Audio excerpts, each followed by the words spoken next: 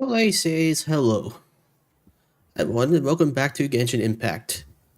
Now, last time I live streamed, there was a bit of an issue with the YouTube servers. It was lagging like heck, but I managed to fix it by going to the backup server. So now it should all be working, and I can finally get on with the 4.2 story. I will mention that next week I will be doing the damn it, I had it in my head. The festival event. You know the one, the Lamplight one. I know, Corey, I suck at remembering stuff. Anyways, there's one thing I like to introduce. On one, I have gotten the Raiden Shogun. Took at least 3 banners and 78 rolls for this one, and I finally managed to get her. And I really mean 3 banners, because for some reason I kept failing every one of them. It will be a while before I can get her to fighting form, because I lack certain artifacts, need to level up her talents, and a weapon. So yeah. Now let's continue on with the 4.2 story. As we last left off, Navia was telling us we need to lay a trap for the Archon. So let's get started with that. First things first. That. Okay, so I gotta go to the sewers.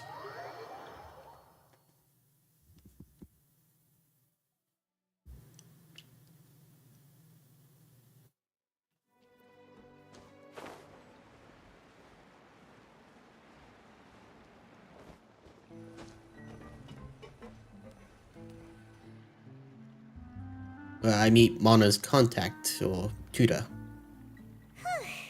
It's been a tough few days, hasn't it? So much has been happening. Those meetings sure did make me hungry.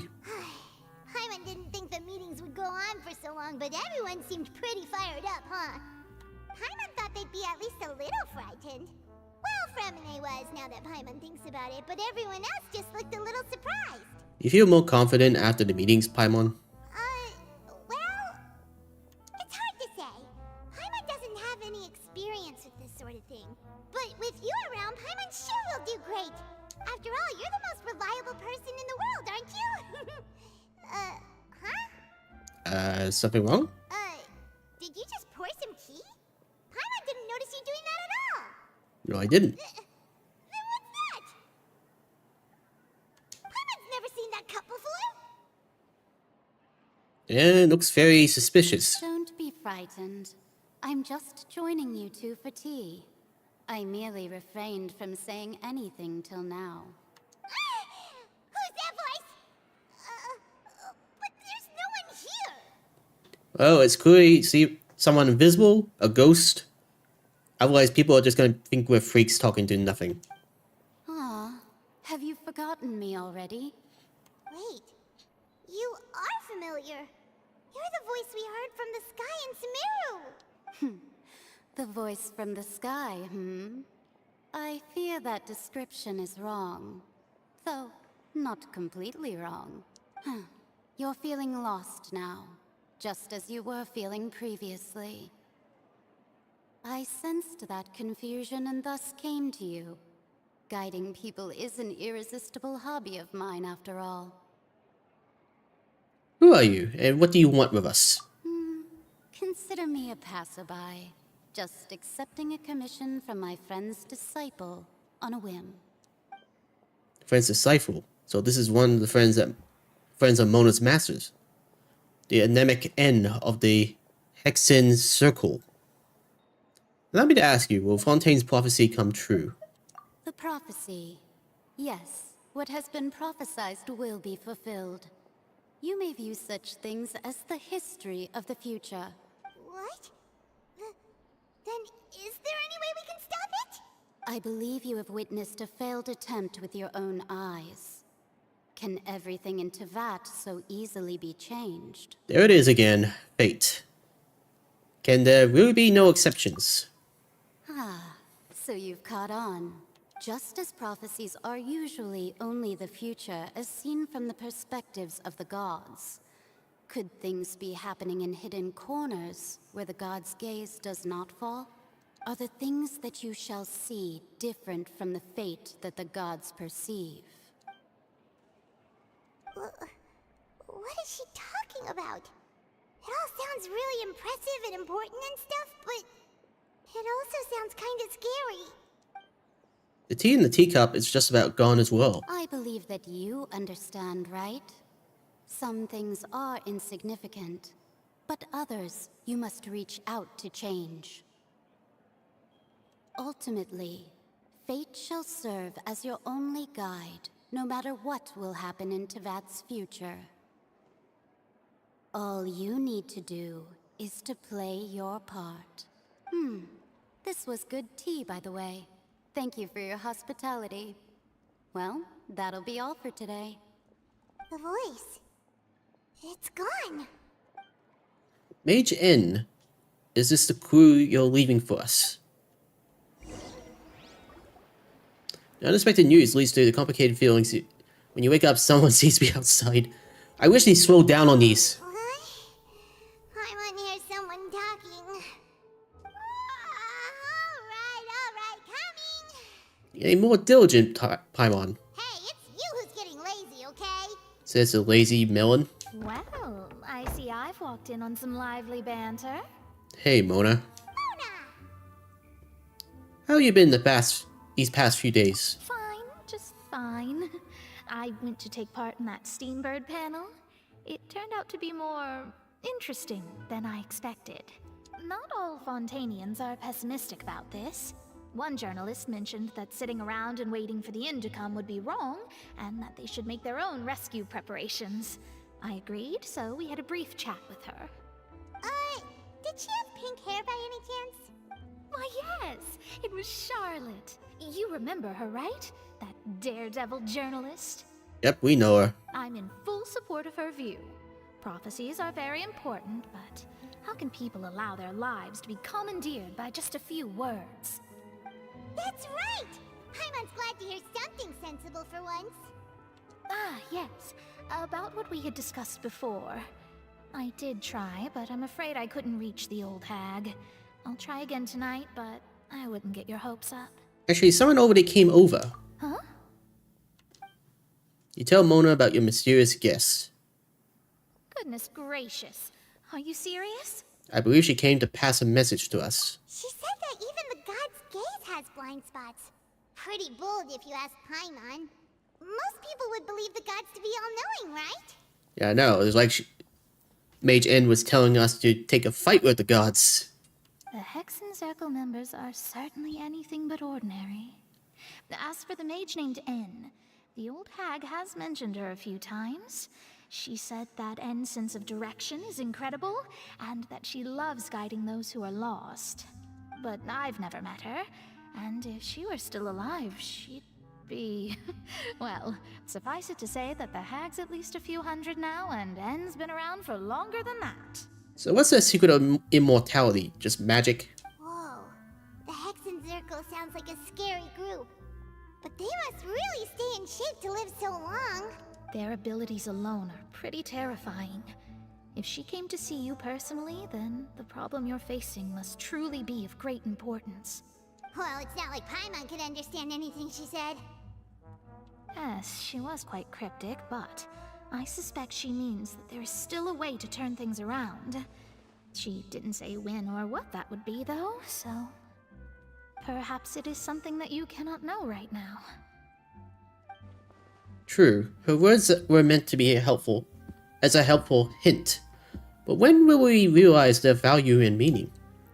Was that the best answer that my question could have gotten? Traveler, Paimon, are you two alright? Oh, we're fine. We're just a little down right now. It kind of feels like the end is coming, you know? I see. I feel that same sense of desperation, too.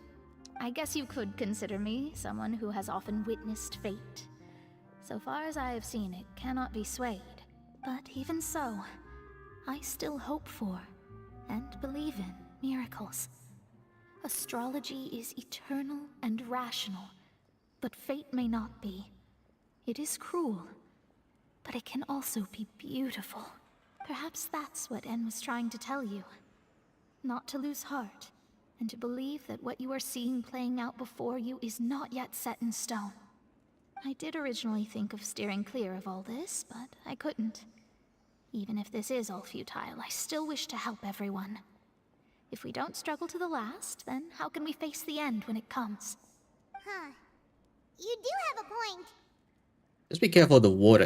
It seems to kill people fast. There I go, talking about astrological principles again. Sorry about that. The moment I start talking about work-related stuff. I need to get going. Don't worry about it, Mona, and thank you. It was worth trying to comfort you, even if only a little. I believe that you'll help those who are struggling in the same way I did.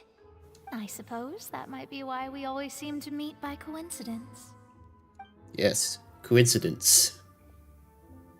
Paimon feels kind of moved by what Mona said, but also kind of sad too. Hey, Traveler, Paimon suddenly feels like going outside for a walk. Let's go. A walk? You? Miss Floating Melon? Let's walk around the city, shall we? There's a few spots we always like to walk by. Alright. Let's go on a walk. Well, I'm walking, she's floating.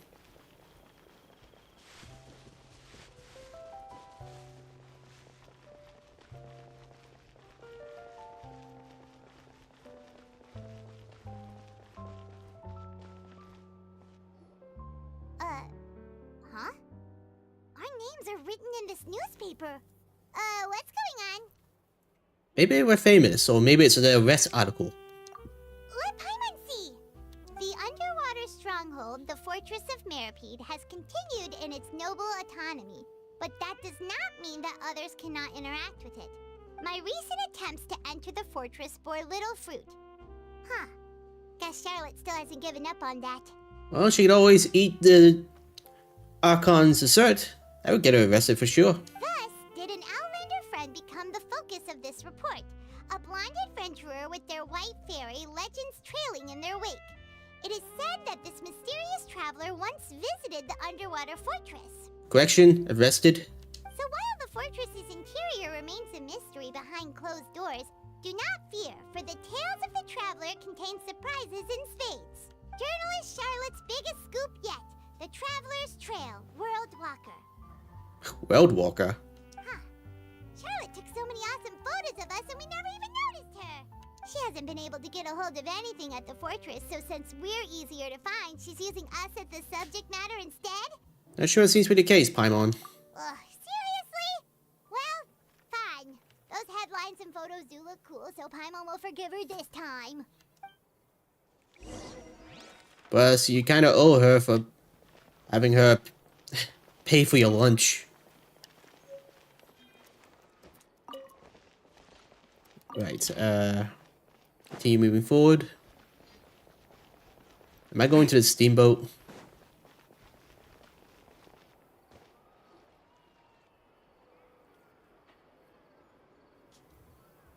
We're here! Paimon's hungry. Should we go in and get something to eat? Okay, maybe not. We're just going to the hotel.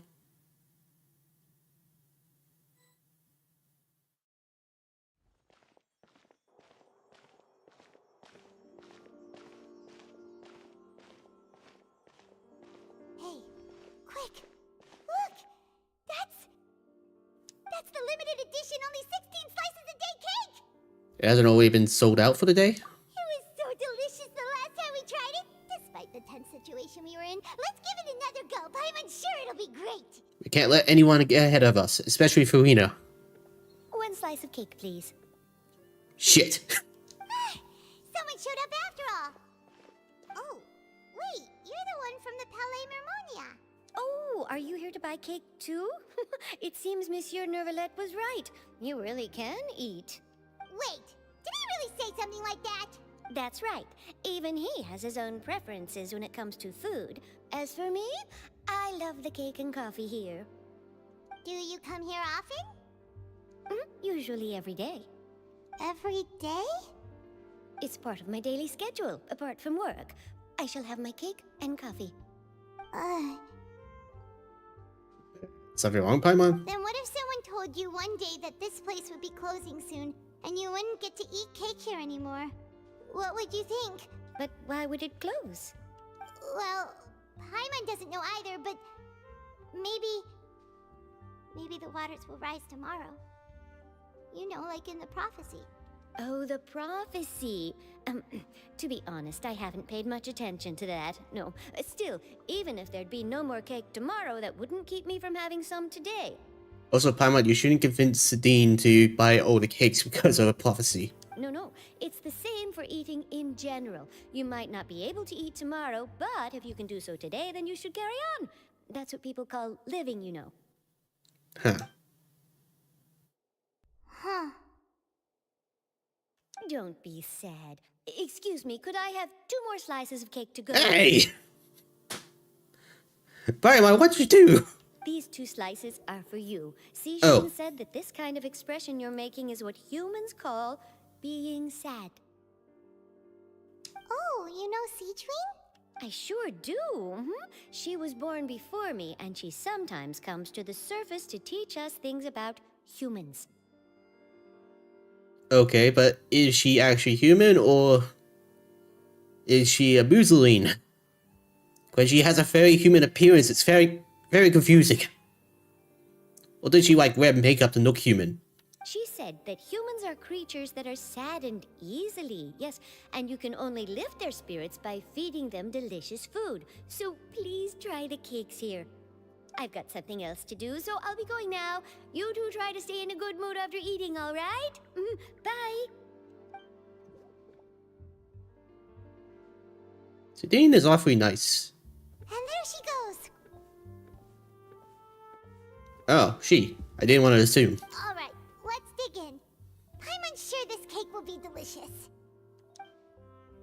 You share a glance with Paimon and snuff down the cake. It's more delicious than last time, and the flavor gets even better with a sip of tea. It sure would be nice if we could come again tomorrow. Sure would be nice if we could always eat delicious food here. Okay, but when did we start the trap? Okay, leave the hotel.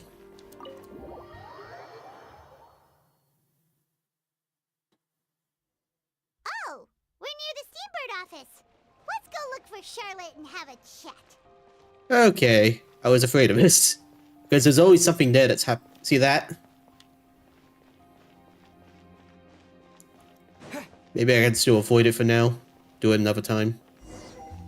But also maybe not, because of how close it is. Wow! If it isn't the Traveler and Paimon! Oh, have you seen the article I wrote about you? Yes. Ha! You've got some nerve. You just used us to make some quick mora. And we negotiate a profit split. Oh, you needn't worry about that. I heard that you were in Poisson some time back, so I sent you a letter to discuss just that. It appears you didn't receive it, though. People should stop sending me letters. It's all right, though. I've set aside the amount intended for you. I've even set the table with some food. Really? Oh, you're the best. But we just had cake. You're almost a little too easy to win over, Paimon. If I were a journalist with ulterior motives, you'd be in trouble now, you know. Oh, Paimon knows you're not like that. Still, what brings you here all of a sudden? Were you looking for me? When Mona mentioned you, we thought of coming to see you at work. I see. It seems you've already bumped into Mona here in Fontaine. So she mentioned me? What did she say? She said that you're a real daredevil of a journalist. Nice. In which case, can this daredevil journalist dare to request an exclusive interview with the legendary Traveler and Paimon? Huh? So your article in the paper today doesn't count? Oh, of course it doesn't. That was more like live photography. What I'd like to do is dive deeper and ask you to talk about the things you've seen and experienced. You seriously want to interview me? Yeah, are we even qualified enough? Why not? If I say you're worth an interview, then you're worth it. But not right now, of course. I'll need a few days to prepare. Oh, in that case, we'll just chat when you have the time then? Yeah, I guess so. Excuse me one moment.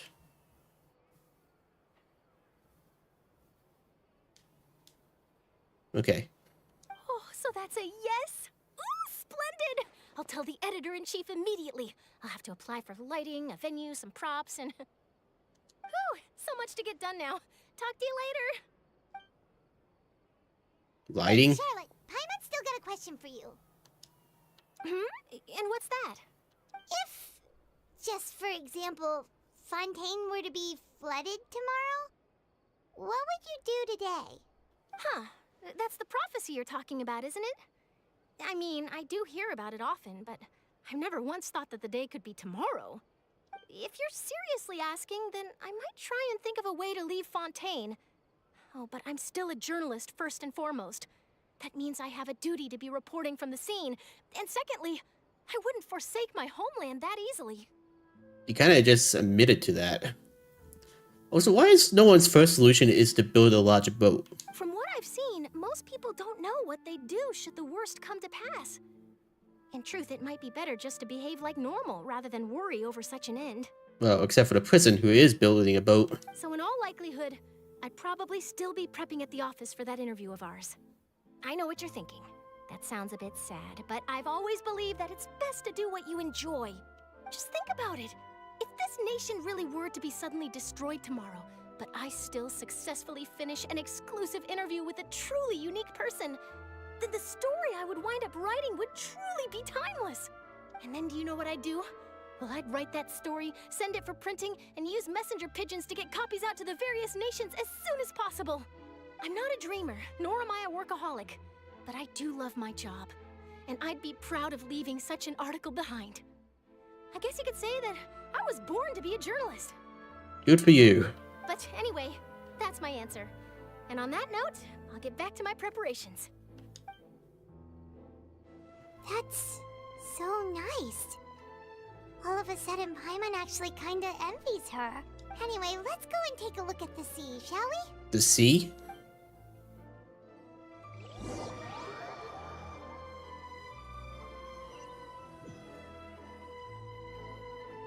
The sea breeze and scenery can be a pretty soothing combo, huh? Paimon, what's with you?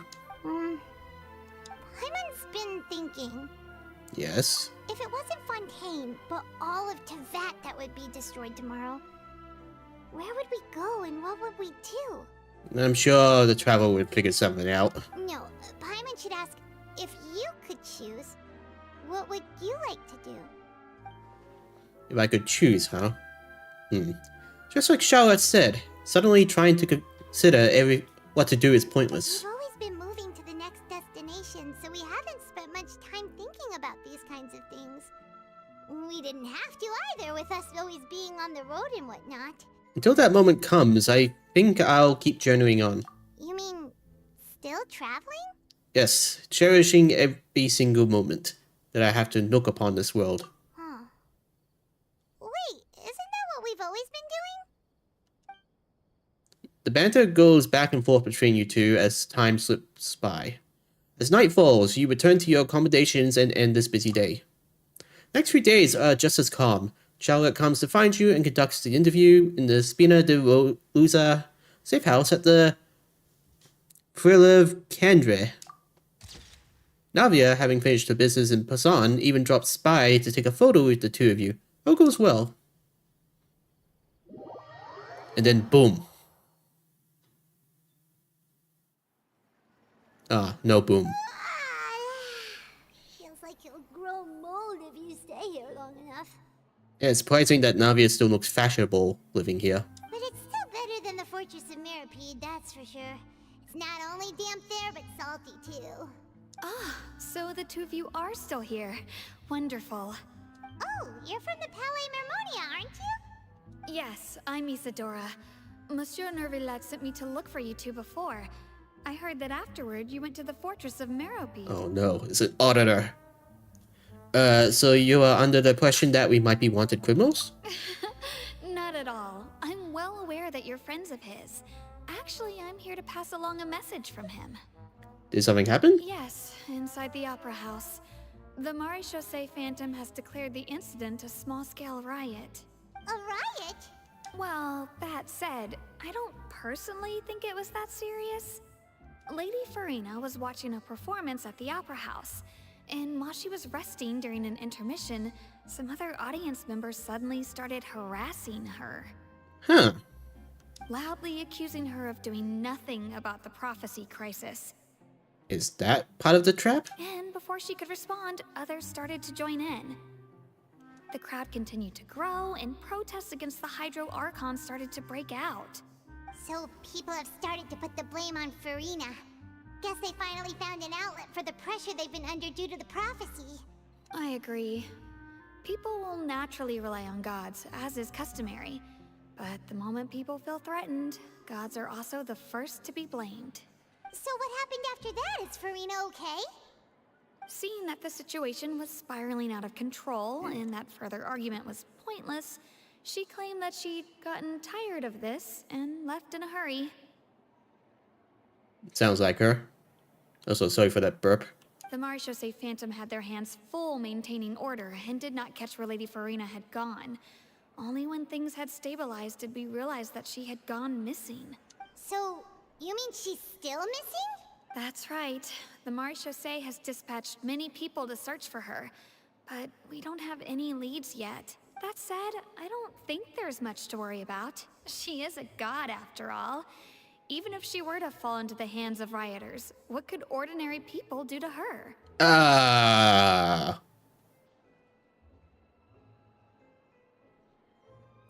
I really shouldn't answer this. I understand the situation. Good. Monsieur Nervillet sent me to tell you about the situation, but he didn't say anything else. Don't worry, this is more than enough to go on. Thanks for keeping us informed. Ah, is that so? Well, all right then. In that case, you two take care. I'll be heading back to the Palais now. Well, that was suddenly grim. Well, sounds like we should hurry over to Poisson then. You should have called on quickly. If we know Farina, she won't try to fix things in this situation. Instead, she'll look for a place to wait out the heat. And as we also know, she may be loud and dramatic, but she doesn't have a heart of stone. When Nervillet was talking to her in the Palais Mermonia, and she heard about Poisson, she couldn't hide her sadness and remorse. It would be hard for her to ignore being accused by the public today. Paimon thinks Farina's probably taken the opportunity to slip away to Poisson and try to relieve the sense of guilt that she's feeling. Huh. Well, what do you think? Paimon knows the answer, of course, but Paimon can do the analysis to back it up, too. Cool, huh? I see becoming a detective has done you some good. Looks like those detective novels have had an effect on you. In that case, there's not a moment to lose. Poisson, here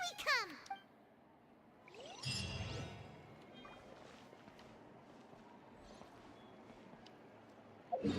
Okay, so I guess we're going to Poisson. Still, kind of a strange place to go. I mean, I don't even know if Farina frequents here. This place looks deserted. Guess all the survivors must have evacuated already. All that's left here are signs of devastation.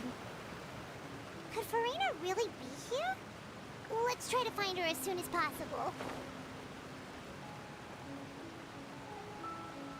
I can see someone there. But the marker's in the way. Yeah, it's Farina.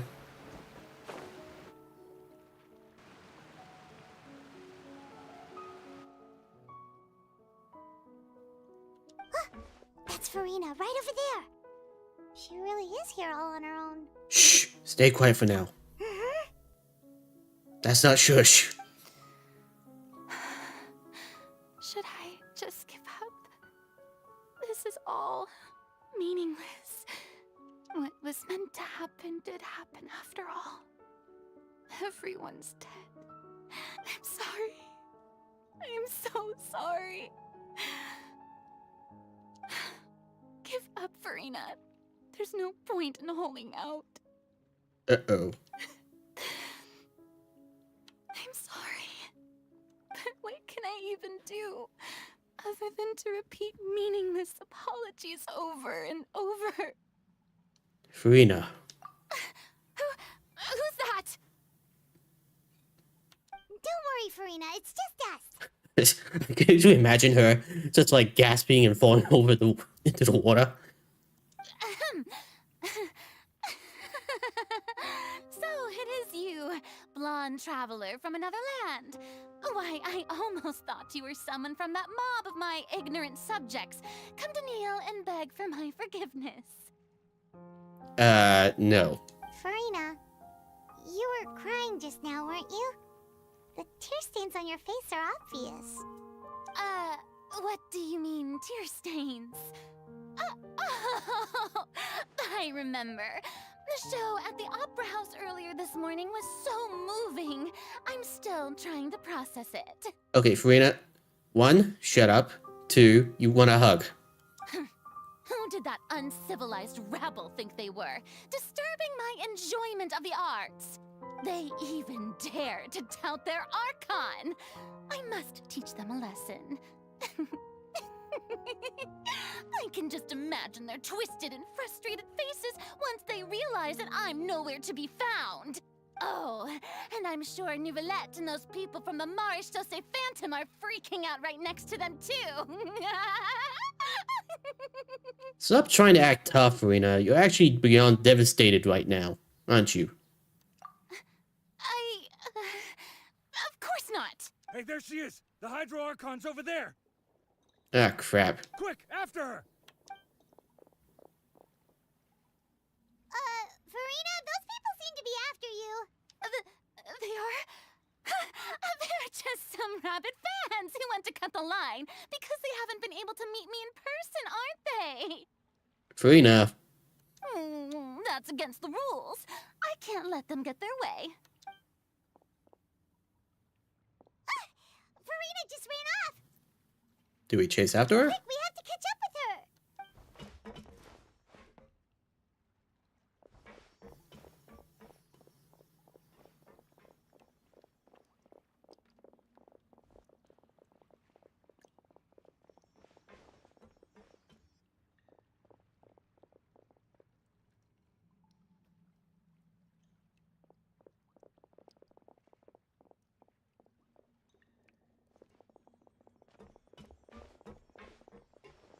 This should be the place, right? Hey, Farina! There's a good hiding spot over here. Quick, come to Paimon before the rest of them catch up to you. What? What is this place?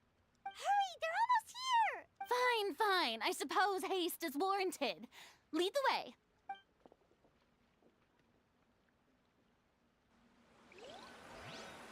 Hopefully they don't set fire to this house.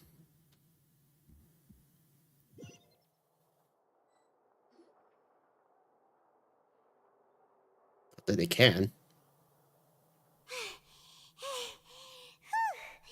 Paimon's exhausted.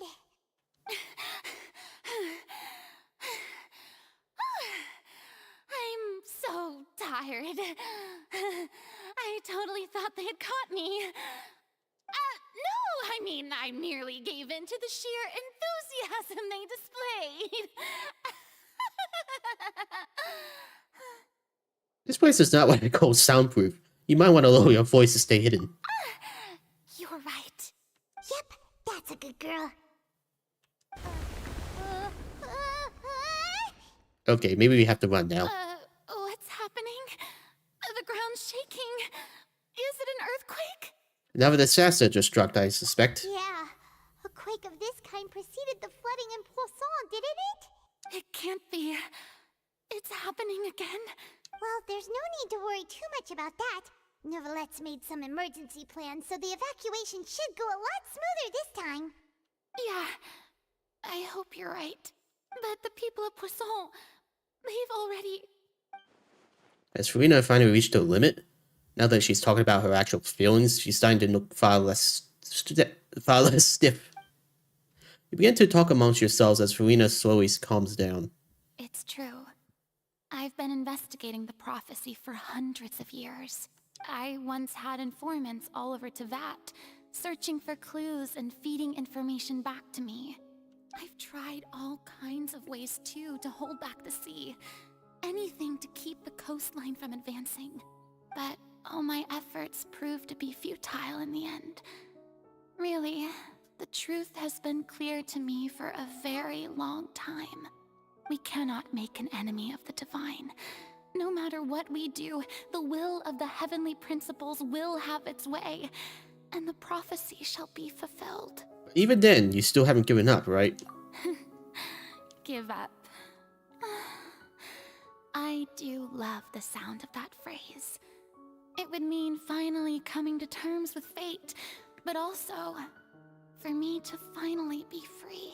But that would also mean that all hope would disappear. Indeed.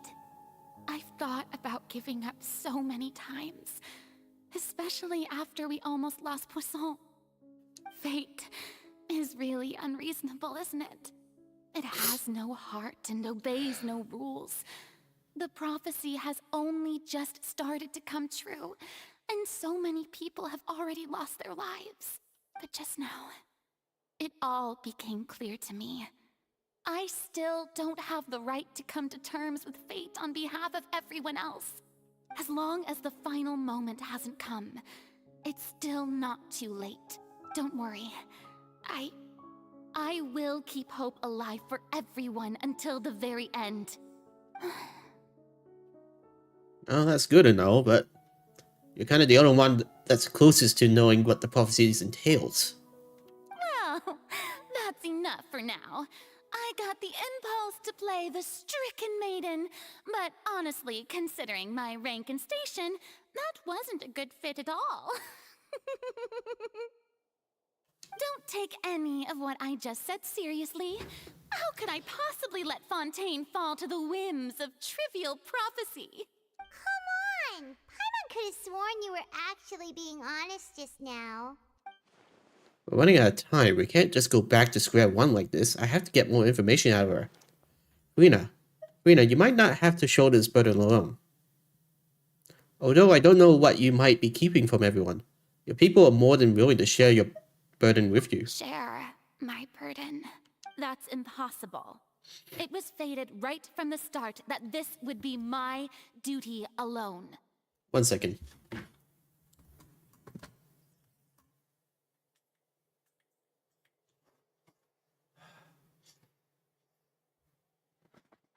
Sorry about that. My nose was getting blocked, so I just used a nasal spray.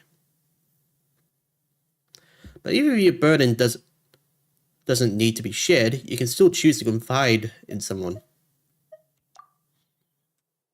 Just share it with me. I'm what you call a witness. A witness? Yes. I've heard that you came to Tevat from beyond the stars, yes.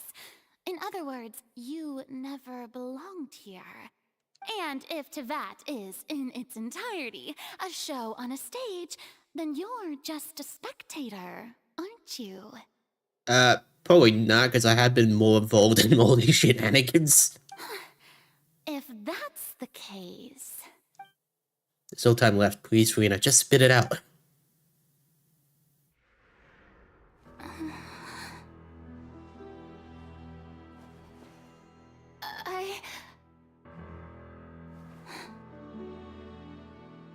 Come on, you can do it. Open up. Ah, damn it. Plot inconvenience. Wait, what the?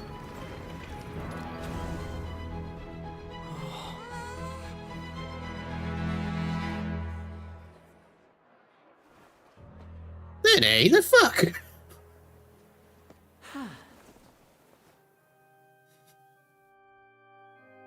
How'd you move that whole house? Ladies and gentlemen, this concludes my opening performance. Now, without further ado, we may proceed to the trial of our god. So, this is what it is. Yes, You deserve praise for the effort you took to raise the dramatic stakes.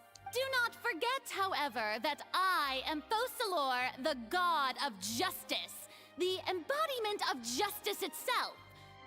Does it not strike you as even the least bit absurd to bring the very concept of justice to trial? Also, how'd you move the house? May I interpret these words as your refusal to stand trial? In that case, you will have the opportunity to defend your honor through a duel. You would draw your blade against a god?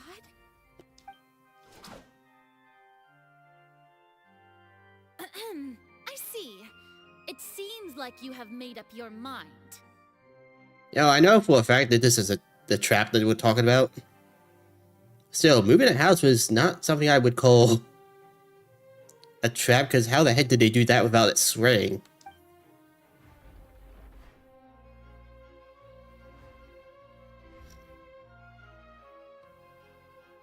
Paimon can't believe it. She just surrendered. What the heck is going on? Did I just see an Archon surrender to a human? Wow, how utterly humiliating. Lady Farina, what is the meaning of this? Well, for starters, audience, have you actually seen her fight before? It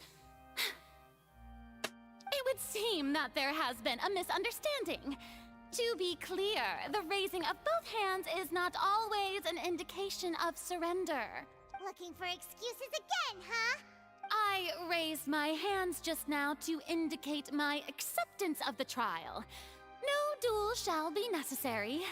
I will admit that I've been running away for a long time. I'm sorry, everyone. I was unable to protect the people of Poisson. It is my duty to stand trial for my crimes. You are not the only ones to be disappointed in me. I, too, am exceedingly disappointed in myself. But now, it is time for the Hydro Archon to show you her courage and resolve. I, Farina, will use this trial to show the world the true meaning of justice! This time, I will protect you. Applaud and rejoice. One of the most outrageous and fantastical arcs known to the opera epiclese is now unfolding before your eyes. Mark my words, this shall be one of the most exhilarating and brilliant shows ever to grace the stage of Fontaine. The trial of the Hydro Archon, Fosalor, will now begin! Woohoo! Oh, now we're making history. Wow, only 2 claps out of all of it. Why does it feel like Farina just took over the whole thing? Like, come on! Didn't she just get forced to stand trial for her crimes? Also, even though she's still acting super dramatic, she is taking this seriously this time, right? All right, then. Who will be my opponent in this trial? The court asks the prosecutor to please take the stand. Thank you, Your Honor. Is that so? Very well. Then please speak, witness of Tivat, my accuser and fated opponent. We're so close to getting her to tell us the truth, and it still turned out like this in the end. It's okay though, as long as we can defeat Farina in court, we'll still have a chance to figure everything out. Also, if you give me like a minute, she probably would have talked.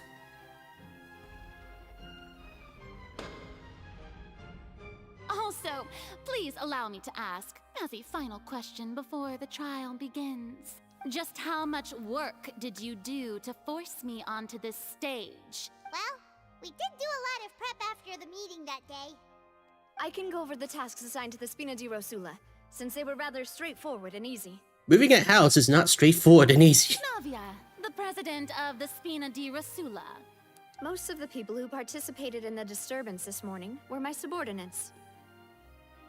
Jeez, Navia, how rich are you?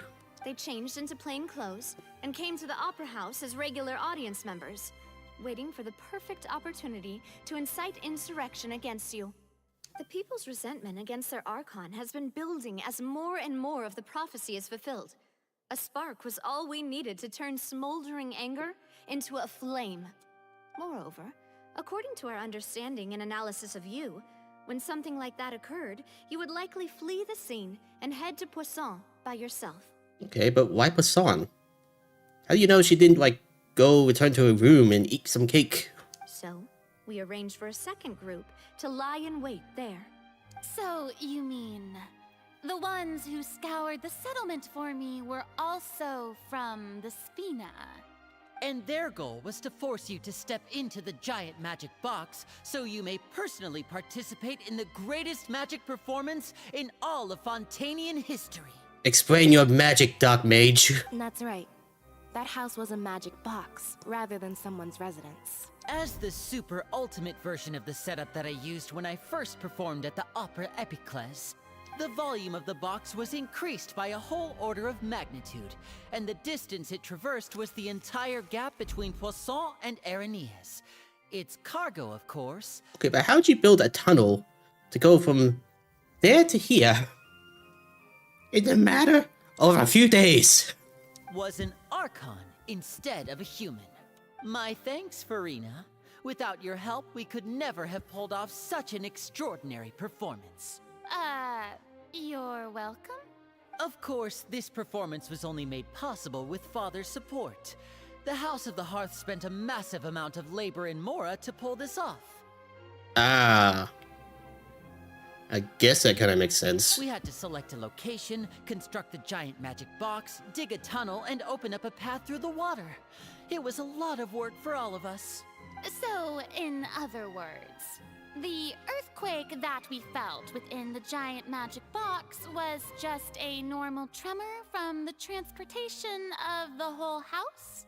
That's right. It wasn't a sign of another disaster to come. Sorry about that. We deceived you back there. Then, I can guess Nervilette and Cloran's parts. You gathered a crowd, prepared a stage, and made sure that the champion duelist would be immediately ready for a fight. Also that as soon as I appeared on the stage, the trial may commence without a hitch. Am I right? Yes, that is correct.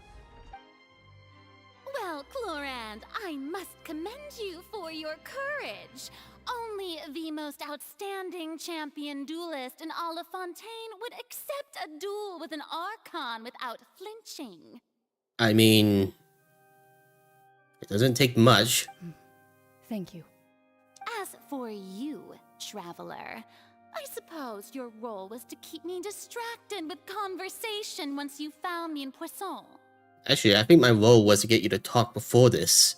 You'd make sure that I didn't notice anything amiss before revealing yourself as my prosecutor once we'd arrived onto the stage. No, you guessed wrong. Oh? My mission was to give you one last chance. We hope that you share your secret with us before the magic box arrived onto the stage. Is that so? Then I suppose I must have missed my final chance. It's fine. It matters not. What's done is done. The stage is already set, so there's no reason to disappoint the audience. Let's see this trial through to the very end. Very well. I should let you know, however, I currently have no evidence. Yeah, the only thing we can do now is to judge the Hydro Archon. So I can't help but be a little bothered by that conversation earlier. What did Farina want to say to me before we arrived on the stage? Sir Prosecutor, please allow me to pass this along. This is a document that Miss Charlotte applied for and received permission to share with you during the trial. According to her, it should speed up the proceedings. One moment.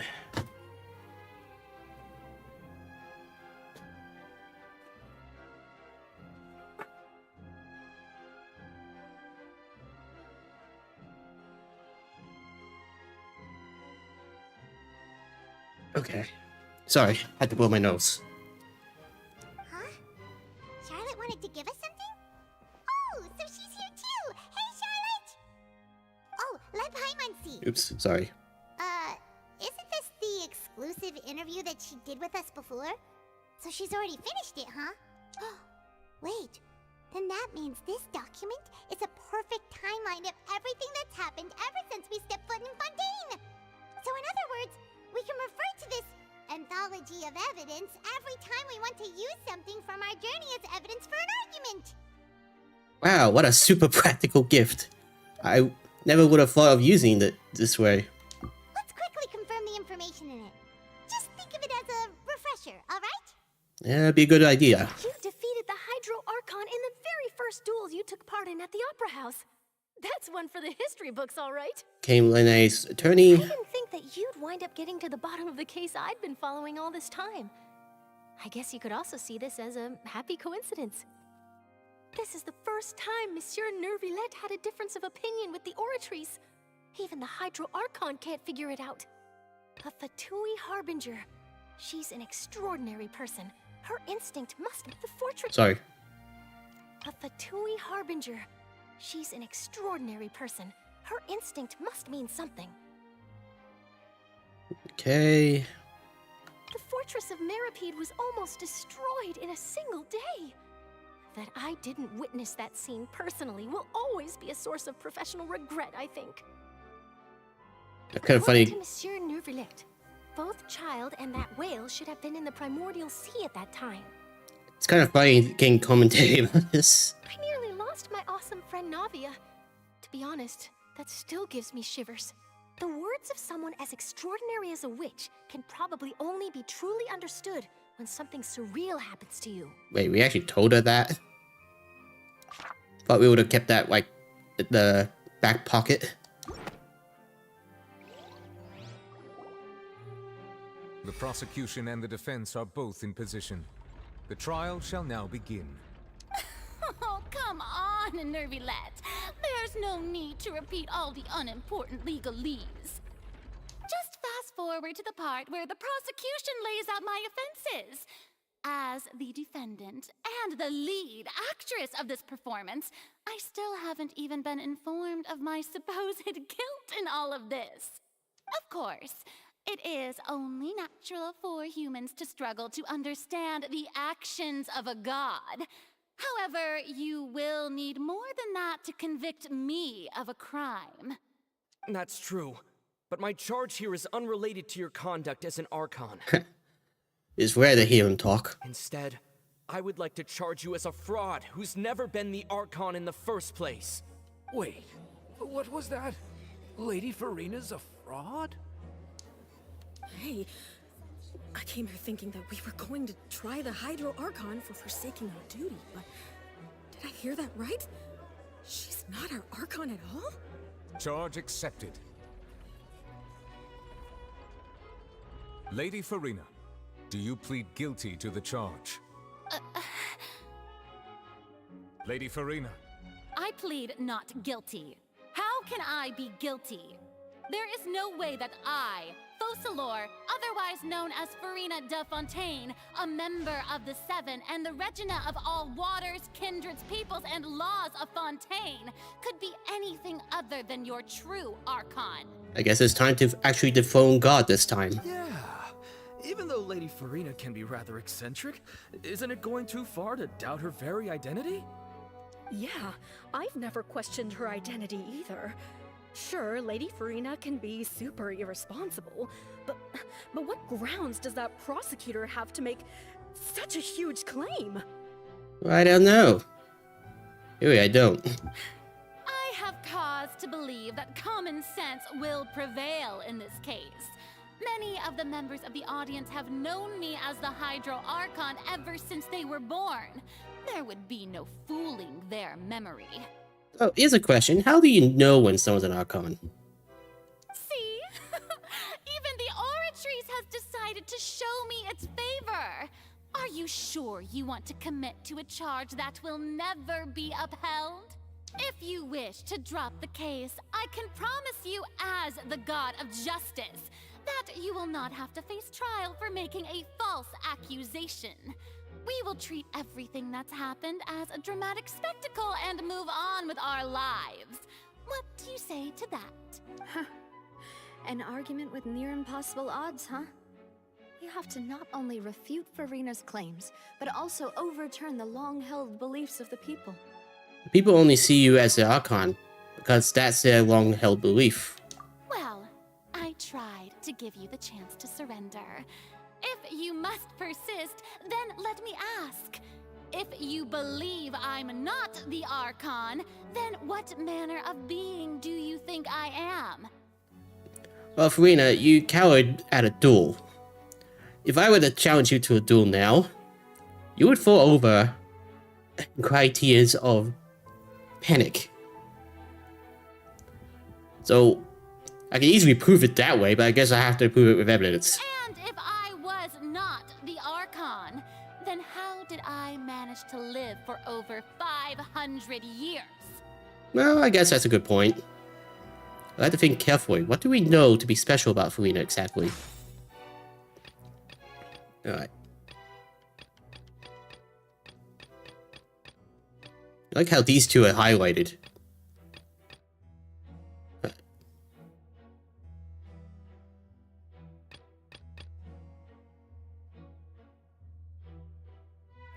Let's see here. Which one talks about Farina?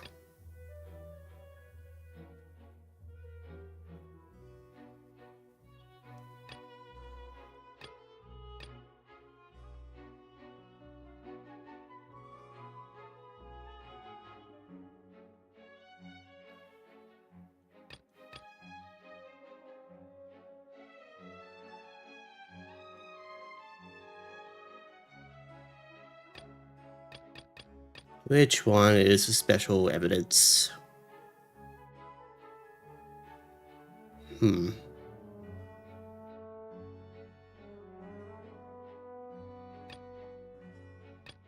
Farina was definitely in this one.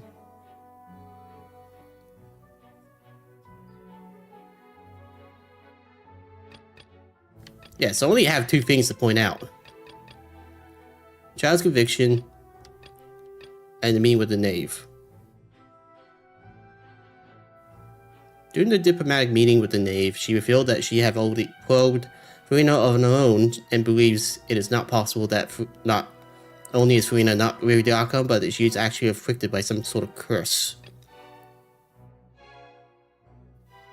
Well, if I wanted to prove she was not an Archon because of a special reason, the knave would just be contradictory, I imagine.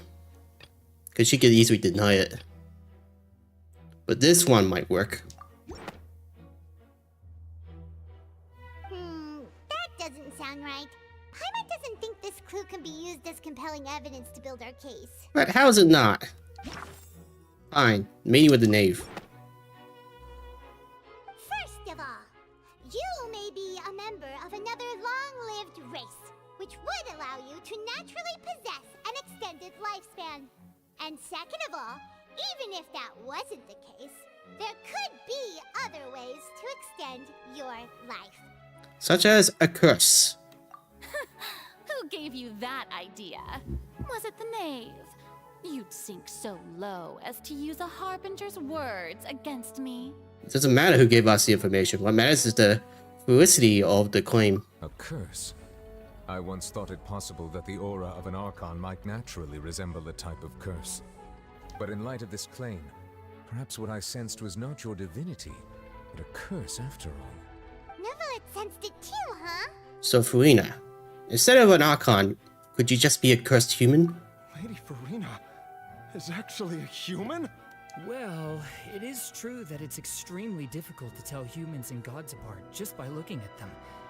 It's not impossible. It's a miracle that you guys can even know what an Archon is.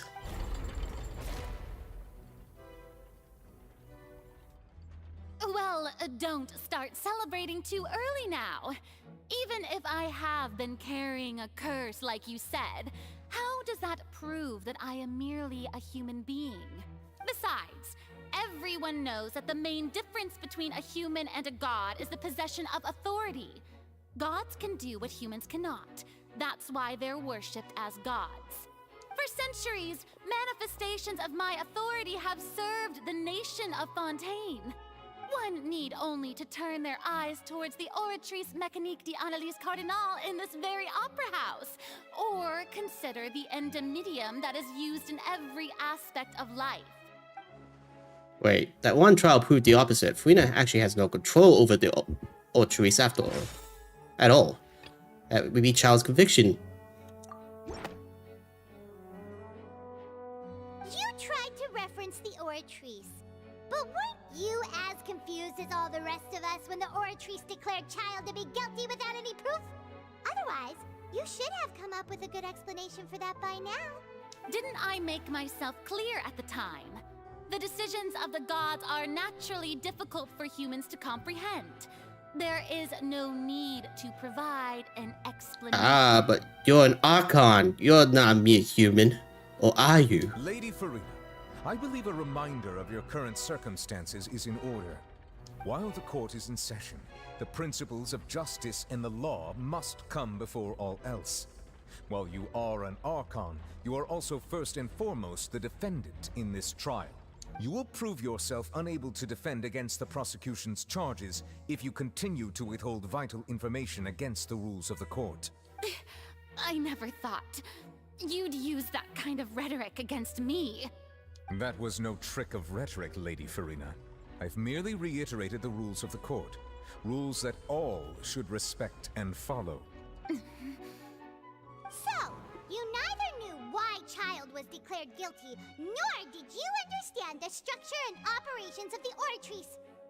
Instead of having been created by you, the manifestations of authority you mentioned have been made by the real Hydro Archon, haven't they? The real Hydro Archon? Well, now you're really losing me. It is true that I did not know why the Oratrice gave out a guilty verdict that day. But the Oratrice handed out that verdict unilaterally, and it has been operating independently ever since it was first created. You can't argue that just because a divine creation is flawed, that the god behind it must also be no god at all. She's still throwing out all kinds of excuses. Seems like she's confident that we won't be able to produce proof that she has no power over the Oratrice. Sure, we can't put the Oratrice aside for now, but then, Miss Furina, how do you give us a brief demonstration of your power as an Archon? My power as an Archon? There are many ordinary citizens in the audience. How can I just carelessly demonstrate the formidable power of an Archon? If that poses a concern, I'm prepared to extend my protection to the audience. You don't need to go that far. A brief demonstration of your power over Hydro should be quite harmless. Surely an Archon can at least match the capabilities of a human with a vision. Aren't you the Hydro Archon? Or is it that you can't even wield the power of Hydro, much less the authority of a god? Indemnitium! Yes! It's all because of Indemnitium! All Archons derive their power from the faith of the people, and I've converted the people's faith in justice into Indemnitium! And how exactly did you do that? Thus did I give up all of my divine power to provide everyone with energy for their daily lives. Have you ever seen a more magnanimous god? Isn't that a huge stretch? Yeah, I agree, suspicious audience member. Yeah, no matter how generous an Archon can be, how could they give up all their power? Can a god with no power even still be called a god? It seems like nobody's buying Furina's excuse. Hey, come now, everyone. Please don't stare at me as if I was a liar. I'm still the same Furina you knew, right? The one that you loved. Shouldn't you want to believe in me? Please? You've got to believe me. If what the prosecutor said is true, she really has committed a grave offense. Did she deceive all of us? And all of our parents and grandparents too? And all of our ancestors? Ever since they were born? Yeah, and you get to be the lucky one that watches her be dethroned. Enough. That's enough. Tell me then, if I'm not the real Hydro Archon, then who is? I don't know, considering everyone's in Fontaine's power level, I would say Neuvillette. If you have no evidence of another Hydro Archon's existence, nor can you find anyone who can back up their claim to be such, then what grounds have you to say that I'm not actually the real deal?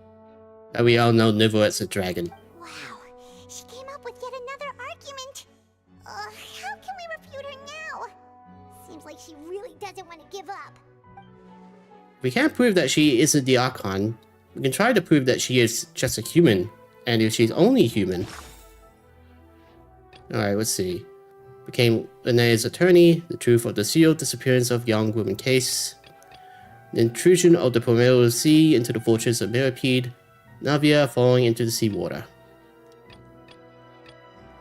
Okay, what evidence can prove that Furina is a human?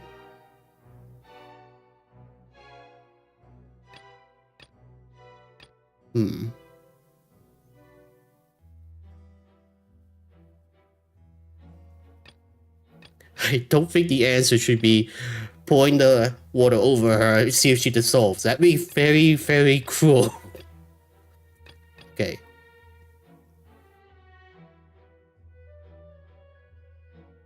So which one would it be?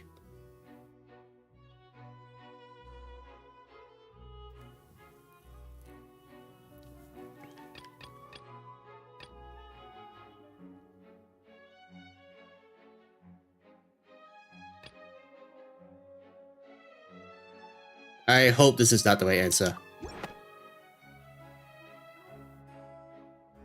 has been established that all Fontainians can dissolve in water from the primordial sea. And that means... Since you insist on claiming to be a god and not a human, then there's a method that you can use right here and now to eliminate all suspicions of you being the latter. I mean, guys, we're talking about killing an Archon with water here. Miss Navia, please apply to serve as a temporary attorney for the prosecution before addressing the court. Though you act in partnership with the prosecutor, you must still adhere to proper procedure. Super sorry, Monsieur Chief Justice. I swear this really will be the last time that I'll speak out of turn. Yeah, Navia, you do this all the time. Hey, listen! Now, I've brought some seawater from Poisson. As everyone knows, a massive flood struck the area not long ago, taking many lives, including those of some of my closest friends. So, Miss Furina, would you dare to touch some of this seawater? I mean... Guys? This sounds very cruel. Not gonna lie, because if she turns out to be Fontainian, she'll dissolve. And then we just pretty much murdered the fake Archon, but whatever. If we are to believe that you are indeed the real Hydro Archon, touching this seawater would have no effect on you. All it should do is strengthen your case. But if you don't dare to touch it, then we would have basically proved the reverse. Oh, and I must remind you that after the disaster at Poisson, nobody wants to see any more people dissolve. I do hope you'll act prudently and choose the simpler path of admitting guilt. Navia from the Spina di Rasula. The Spina has governed Poisson for many years. I guess her suggestion is valid. If Lady Furina is indeed just a human, she's probably Fontainian like all the rest of us. Would she really dare to try?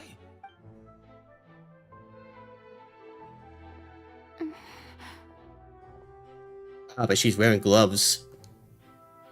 Furina? Lady Furina, this test has been unilaterally proposed by the prosecution. As it falls outside the realm of standard court proceedings, you possess the right to decline participation. Well, of course you had to tell her that. But refusing to participate is basically the same as a confession of guilt. She's just staring at the water without saying a single word. It really does seem like she's quite terrified of it. That could only mean... What's going on? Is she really planning to... That's not what we thought she would... Due to the inherent risk of the test, Lady Furina, you may... Uh-oh. Hey! She actually...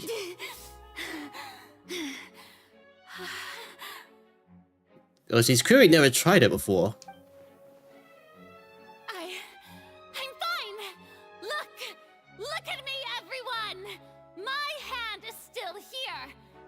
haven't been dissolved! Will you believe me now? I really am your Archon! I'm nothing like a normal human who would fall apart as soon as they touch this water! Really? Was this not the most obvious thing in the world? I thought it was just Fontanians that dissolved. Miss Siegewien? If you are present, Miss Siegewien, please come forward and attend to the defendant. Siegewien? Don't be nervous. It'll just take a few seconds. Let me see. That should be enough. Please announce the results of your evaluation to the court, Miss Siegewien. As everyone doubtlessly saw, Miss Farina was displaying symptoms of hyperventilation and flushed skin. These indicate that she was experiencing the adverse effects of exposure to primordial seawater. The extent to which she was affected is the same as other humans when exposed to primordial seawater of a similar concentration. Wait. Thank you, Miss Siegewien. Lady Farina, you may return to the defendant's stand. Oh, wait. What did she just say? I didn't get dissolved! Shouldn't that be enough to prove my innocence? Well, considering your tendency to run from your problems, we did originally prepare a direct sample of the seawater around Poisson. However, after extensive discussion, we exchanged it for a sample that is not concentrated enough to dissolve an actual human. After all, on the off chance that something entirely unexpected might occur, we don't want anyone else to lose their life to the sea. Yeah, so out of regard for Farina's life, you secured a low-concentration sample and asked the head nurse to serve as an expert witness. Okay, I gotta admit, this is actually pretty damn good, but also very unnecessary cruel. It's a great thing that the direct sample wasn't actually used. Farina could have... I can't believe... you... But what's really going on here? Farina can't have known the consequences of touching that water as a human. This is too unlike how she usually acts, unless it's actually more important for her to keep up the facade than to save her own life. But hadn't she given up on everything a long time ago? Listen to me, everyone. Please don't give me such cold and disdainful looks. What happened just now didn't prove a single thing. Think about it. How can you conclusively prove that an Archon can't also be affected by the primordial seawater? Also, if I was really just a human, why would I dare to just put my hand in that kind of water? They don't believe her. Please, anyone, just listen to me. I swear, I really am your Archon.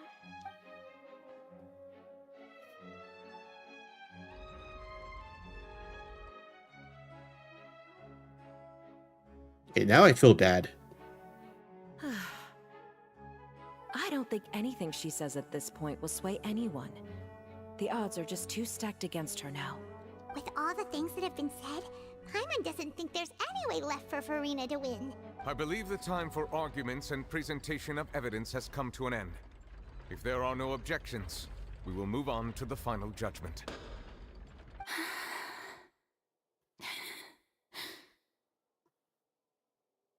So the question remains, what made her pretend to be an Archon? Oh, wait, what's going on? Anything she says at this point will sway her just too stacked against her now.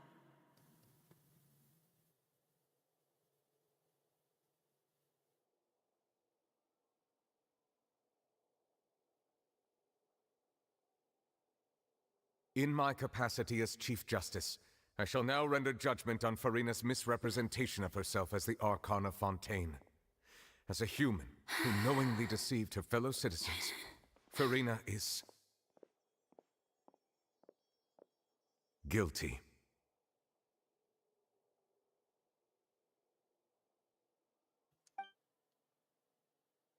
Now it's depressing.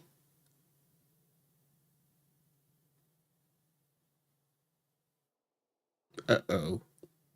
She's We making shall a now pose. turn to the Oratrice Mécanique d'Analyse Cardinale to render the final verdict on the charges.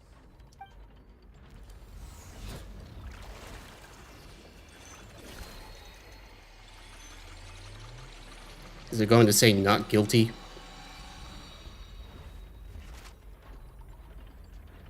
According to the judgment of the Oratrice Mécanique d'Analyse Cardinale, Farina is... Not guilty. Well, what's wrong? What's the Oratrice's verdict? It can't be. Did the Oratrice just declare Farina to be innocent? No. The Oratrice also displays a guilty verdict. Oh. Isn't that correct then? However, the exact wording of the verdict is thus. The Hydro Archon, guilty, to be punished via the death sentence. Whoa. The death sentence? But we just proved she's not the Archon. We can't kill her. That's actually one of the available sentences? I've always thought that it was just a myth. The one and only time the death sentence has been handed out at the court, and it's been given to the very person we've worshipped as the god of justice? What an unexpected twist. But guys, we just proved that she wasn't the Hydro Archon. Then that means the verdict is not talking about her. Farina's been sentenced to death by the Oratrice? We just wanted to use the trial to show her the seriousness of things so she'd tell us the truth. How did things escalate this quickly? This outcome is indeed quite strange. According to Fontaine's current definitions of justice, as well as its recommendations for criminal sentences, is this sentence really appropriate for the crimes that have been committed? Yeah, even Vacher wasn't sentenced to death by the Oratrice. You know, the real evil mastermind behind the serial disappearances case. But he was sentenced to death by his, by the woman he killed. What's more strange is, instead of Farina, the Oratrice read the judgment on the Hydro Archon. Indeed. Not only is Farina's sentence overly excessive, the very point of our trial today was also to prove that Farina has never been the Hydro Archon in the first place. Yeah, so technically it's not talking about her. But now, the Oratrice seems to have deliberately invoked the title of the Hydro Archon. What does this mean? The Hydro Archon still lives, I imagine. Excuse me, if I may interrupt. Oh no, the Hydro Archon. Just kidding. Is the trial still going? Fremine! You finally made it. I assume this means you've completed your mission? Mm-hmm. Any mission Father assigns to me will always be top priority. Wow, talk about loyal. With some help from the other Fatui, Femine brings a stone slab onto the stage. That the first prophecy slate? Huh. So the knave privately arranged for Fremine to try and find the missing slate.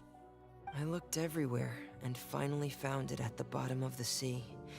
It took me a long time to get around some dangerous stretches of water. But has the trial already concluded?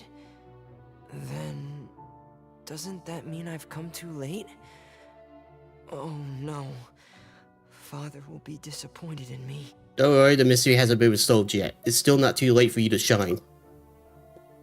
Thank you for your hard work, Mr. Fremine. Please allow me to review the record left on the slate. Traveler, I believe that you have already seen the other existing slates, and would like you to come here and confirm their contents.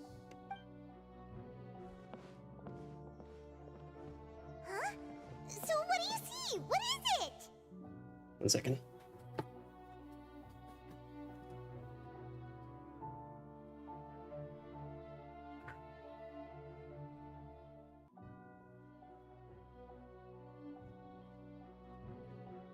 Sorry, I had to blow my nose again. This looks like the previous Hydro Archon releasing her divine power, turning the Oceanids into human beings. I believe I have now made sense of the Hydro Archon's crime. It has to do with Fontaine's lost history. Huh?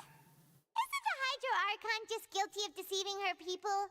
Oh, wait, no, that's Farina, and we've already proven that she's not the Hydro Archon. So when you say Hydro Archon, do you mean the real Hydro Archon we've been kinda talking about? In truth, everything that you've encountered in Fontaine up until this point can be traced back to the contents of these stone slates. However, I'm uncertain as to how much sense they currently make to you. Association between the contents of the slates and the events in real life. Okay, let's try to recall the contents of the other 3 stone slates. Paimon will do her best to help you remember.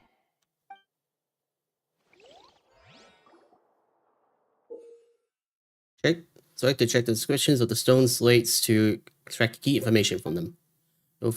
You can find scenarios related to the stone slates, contents, and the incidents recorded in the interview notebook. There you can verify said content.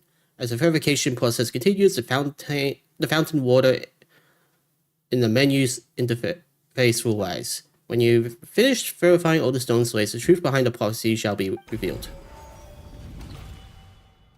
Okay. The first stone slate describes what you just said. It seems to show the previous Hydro Archon using her divine power, and then the Oceanids turn into humans. Does that mean that Fontanians are transformed Oceanids? Oh, Paimon wasn't expecting that. But if Oceanids can turn into humans, then perhaps this process can be reversed as well. That means Navia's butlers could actually be revived.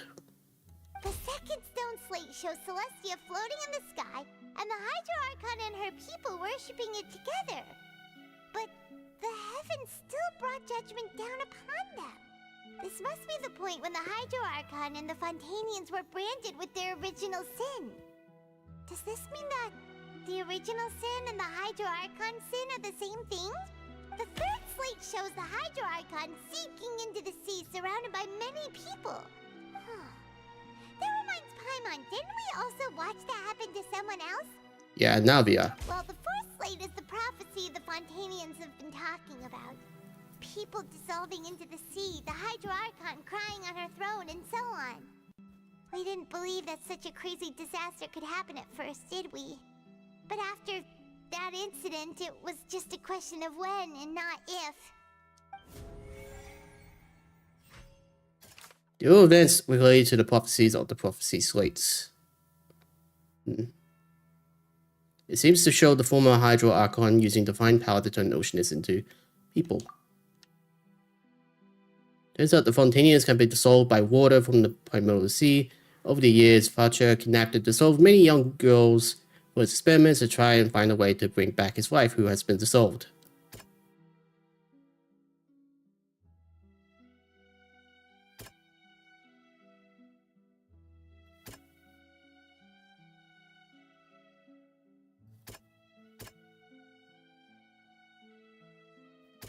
Well, I think it's the first one. We know from the case of the serial disappearances of young women that Fontanians can be dissolved in primordial seawater. And the first stone slate tells us that long ago, the Hydro Archon used her power to turn Oceanids into humans. This might be the reason that Fontanians can dissolve.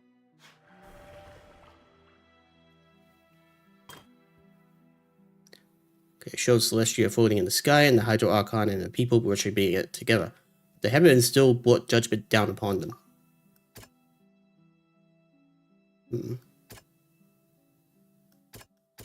Let's save this one for last. Stone slate in the ruins showing the prophecy described a history of the future. This is the third slate. It shows the Hydro Archon sinking into the sea surrounded by many people.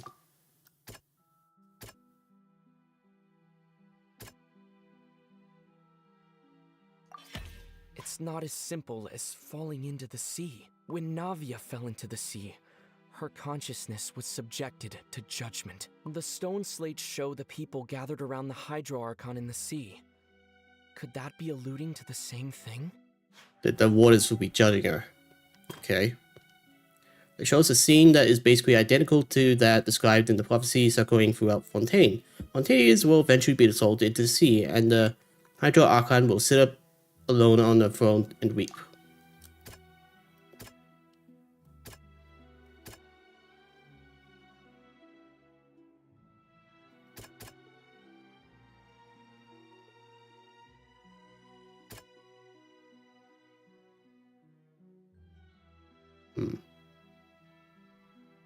Which one's right? Yeah, I didn't think so. The prophecy from the stone slates found its way into society, but not many people believed it at first. The fortress of Meropide was nearly flooded with primordial seawater, which we know can cause Fontanians to dissolve. It seems increasingly likely that the prophecy may come true. If we hadn't dealt with it in time, things could have gone very badly. Alright, now this one.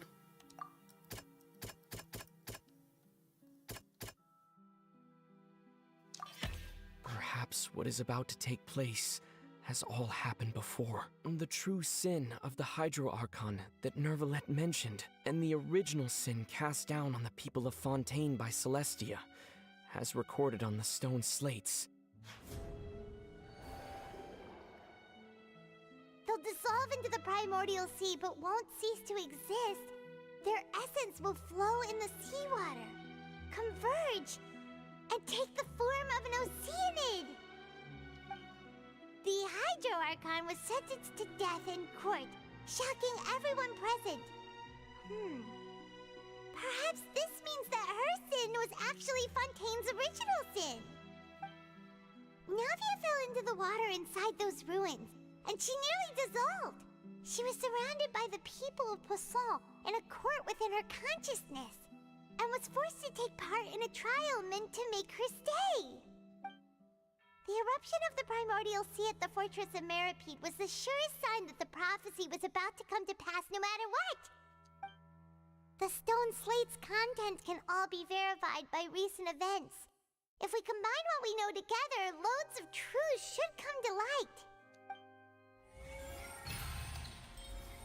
The sea is judging people.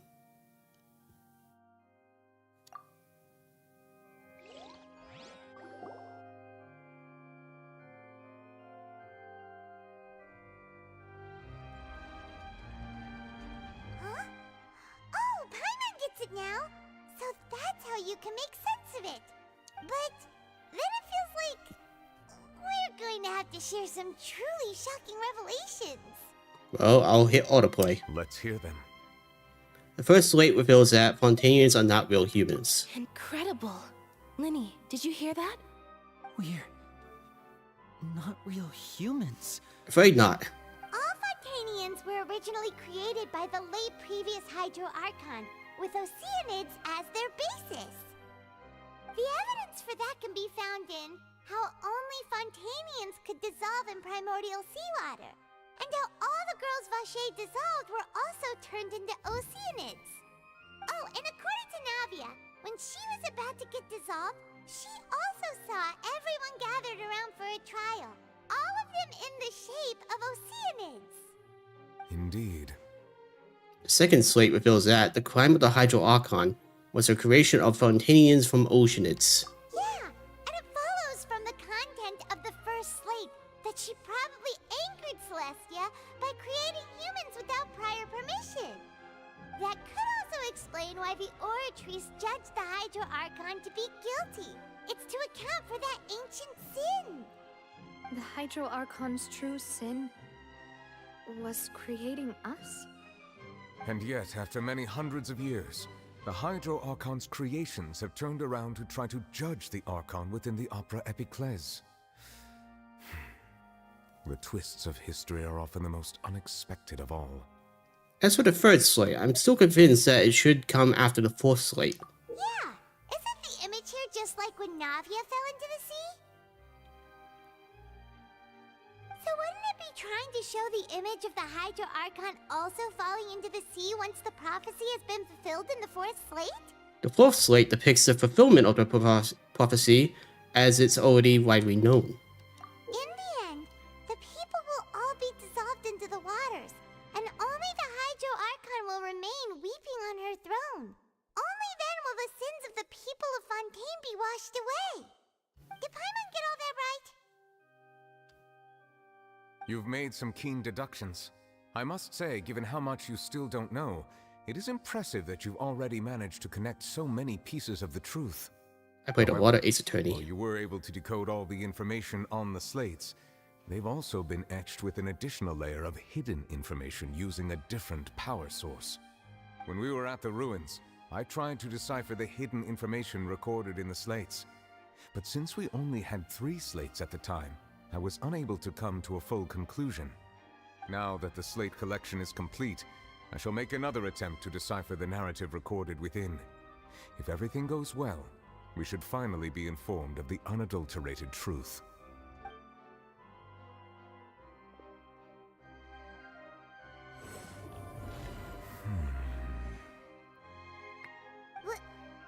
Well? Did you get it? I believe I should share this truth not only with you, but with all the people of Fontaine as well. I will try to briefly summarize it for you. We're all gonna drown.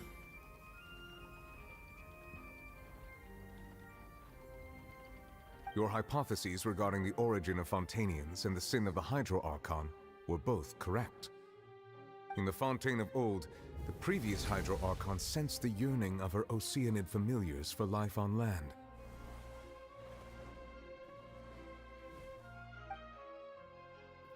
The Oceanids were enamored with the beauty and romanticism of human beings, and wishing to have those experiences for themselves, expressed to the Hydro Archon their desire to become of a similar kind.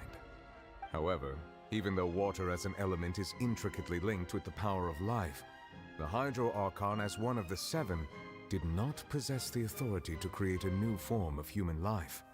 Not one to give in, she eventually found a way to create permanent humanoid bodies for her familiars by appropriating the power of this planet's primordial sea. She poured primordial seawater into the Oceanids' blood vessels, creating humanoid mimics in the process. But if Fontainians were to ever come into direct contact with water from the primordial sea, the power within their bodies would escape these artificial restraints and return to the sea. As a result, their forms would collapse, and they would be reverted to their original forms as Oceanids. Of course, the Hydro Archon never received permission from the heavenly principles to create a new human race. And thus, the Hydro Archon and all of her creations came to shoulder the original sin of appropriating the power of the primordial sea. That is the true history of how the people of Fontaine first came into being.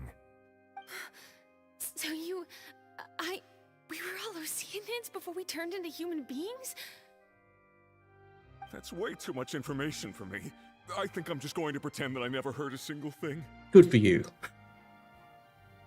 Deny it to the end. If that's the truth, we can't let the Hydro Archon be sentenced to death.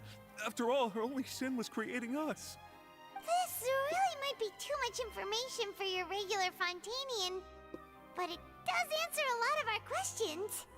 Alas, your hypothesis regarding the third and fourth stone slates was inaccurate. The slates' respective positions are, in fact, correct. So they are in the right order. What is the third slate supposed to represent then? A key point of the visual on the third slate is how all the individuals depicted in the water are humans rather than Oceanids. They have not been dissolved, which implies that the water depicted in this slate is not water from the primordial sea. The nation of Fontaine is the nation of Hydro, as well as the nation of trials and justice. Instead of being the literal element, the water in the scene symbolizes judgment and justice. You may also recall Navia's experience. When she fell into the sea, her consciousness was surrounded by that of many others who intended to hold a trial to determine her fate. Therefore, the meaning of the third slate is that the people of Fontaine shall try the Hydro Archon at the court of justice. Oh crap, we just fulfilled the prophecy. We're all gonna drown. Yes, it refers to our present situation. I think I'm following now. So, what you're saying is, even though we decided to put on this trial to avoid fulfilling the prophecy, We fulfilled in it. truth, everything we've done has happened exactly as the prophecy foretold. So now, it seems, we're the ones making sure it comes true. What should we do? I'm gonna build a boat, save the best people here, and just get out of here. I don't know. It was that there's no way out of this. Huh. No matter what, the prophecy will be fulfilled. Is this what it feels like to be a prisoner of fate? If that's the case, does that mean the scene in the fourth slate will also be fulfilled soon? Quick, everyone get their boats. I would like to point out another small fallacy in your deductions. About the fourth slate, You probably thought that the eruption of primordial seawater beneath the fortress of Meripede served as the surest sign that the prophecy was about to come to pass, yes? However, I believe that rather than being a sure sign, that eruption could in fact only be a small warning of something far worse to come. Okay. We all know that there's airships around here. We should probably airship jack all of them. As for the root cause of the catastrophe, I believe you've already encountered it once before. Wait, could it be?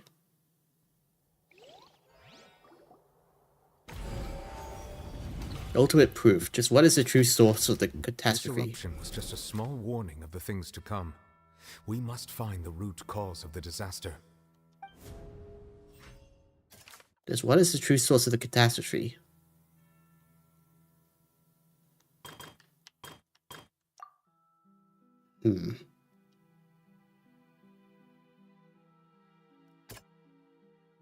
It was child, wasn't it?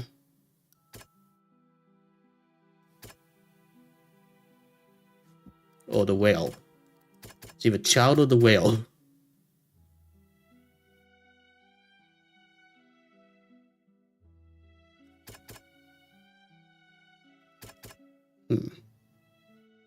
Intrusion of the primordial sea into the fortress of Meripede is...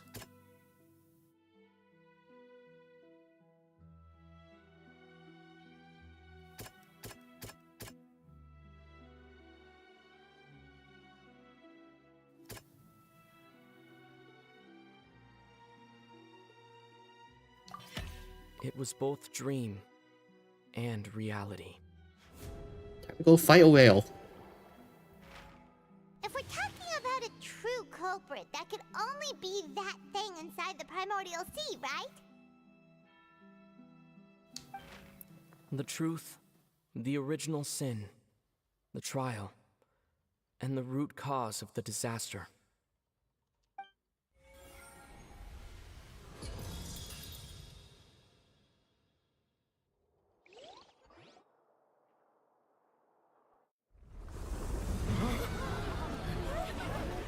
We're all gonna drown. Get the airships.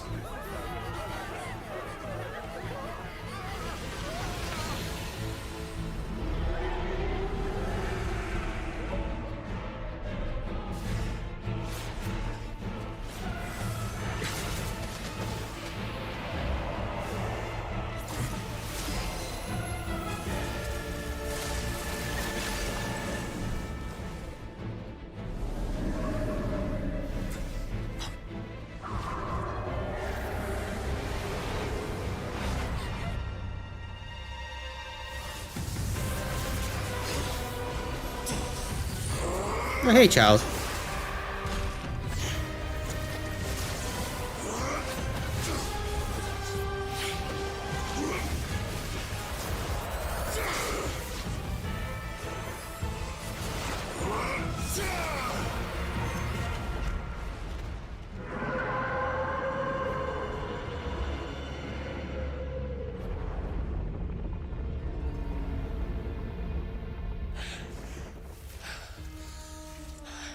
So did that thing just come from the abyss?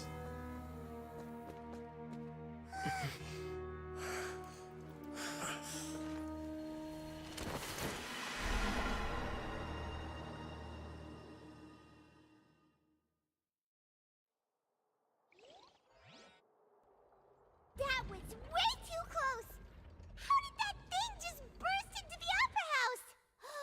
Wait, was that the huge whale you saw in your dream? That's right, Iratio is also the one that Child saw when he was young. So we've met it at last. I understand very well why it has chosen to make an appearance here. That whale does not belong to Tevat. It is a monster that has traversed the stars, weeping all the while. It has been greedily consuming the energy from the planet's primordial sea, using it to grow. That is the main cause for the rising sea levels. And once it has finished consuming all of the energy contained within the sea, its next step will be... You said that when the Hydro Archon first created Fontanians out of Oceanids, she filled their blood vessels with primordial seawater. Precisely.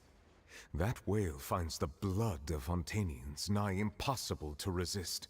Oh, great. Now we're fighting a vampire whale. Therefore, when it left the primordial sea, it decided to make its next stop a packed opera house full of food.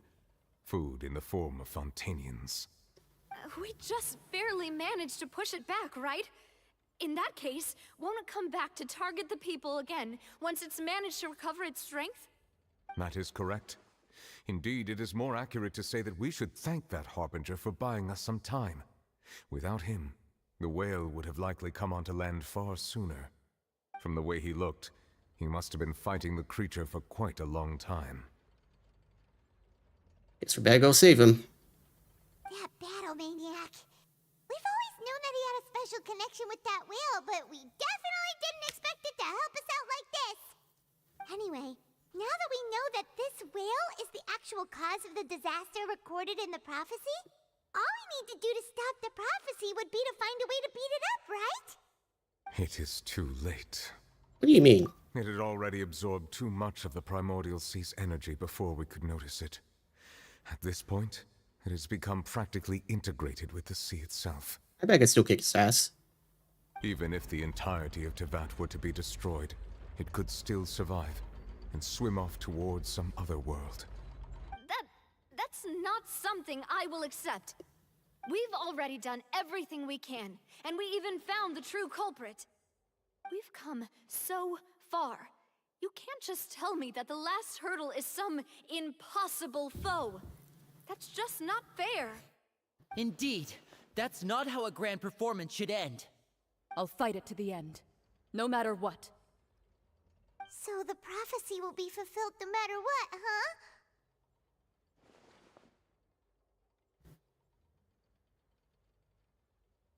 Well, thanks, guys, but chances are it's just gonna be me. The prophecy. Yes, what has been prophesied will be fulfilled. You may view such things as the history of the future. After everything, it still turned out like this. We couldn't fight against fate.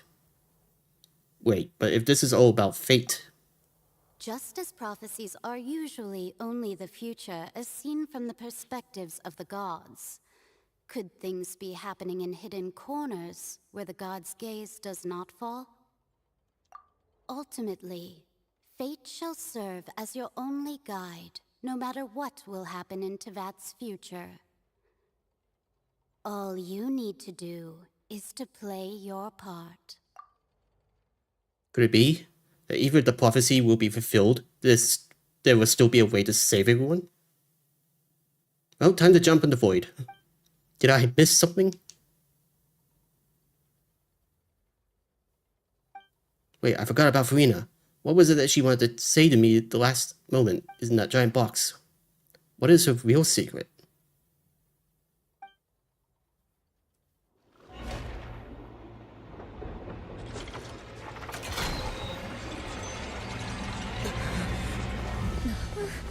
What's happening with the oratories? I believe it is preparing to carry out the death sentence.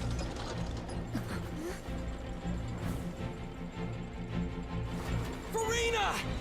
This way they could do that. No, I still need answers.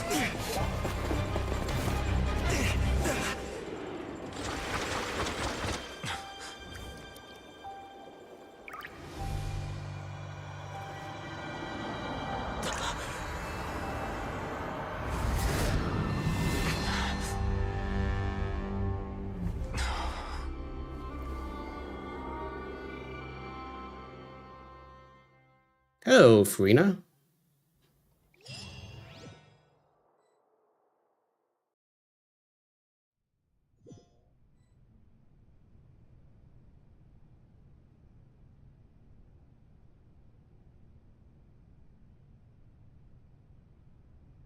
Interesting new appearance.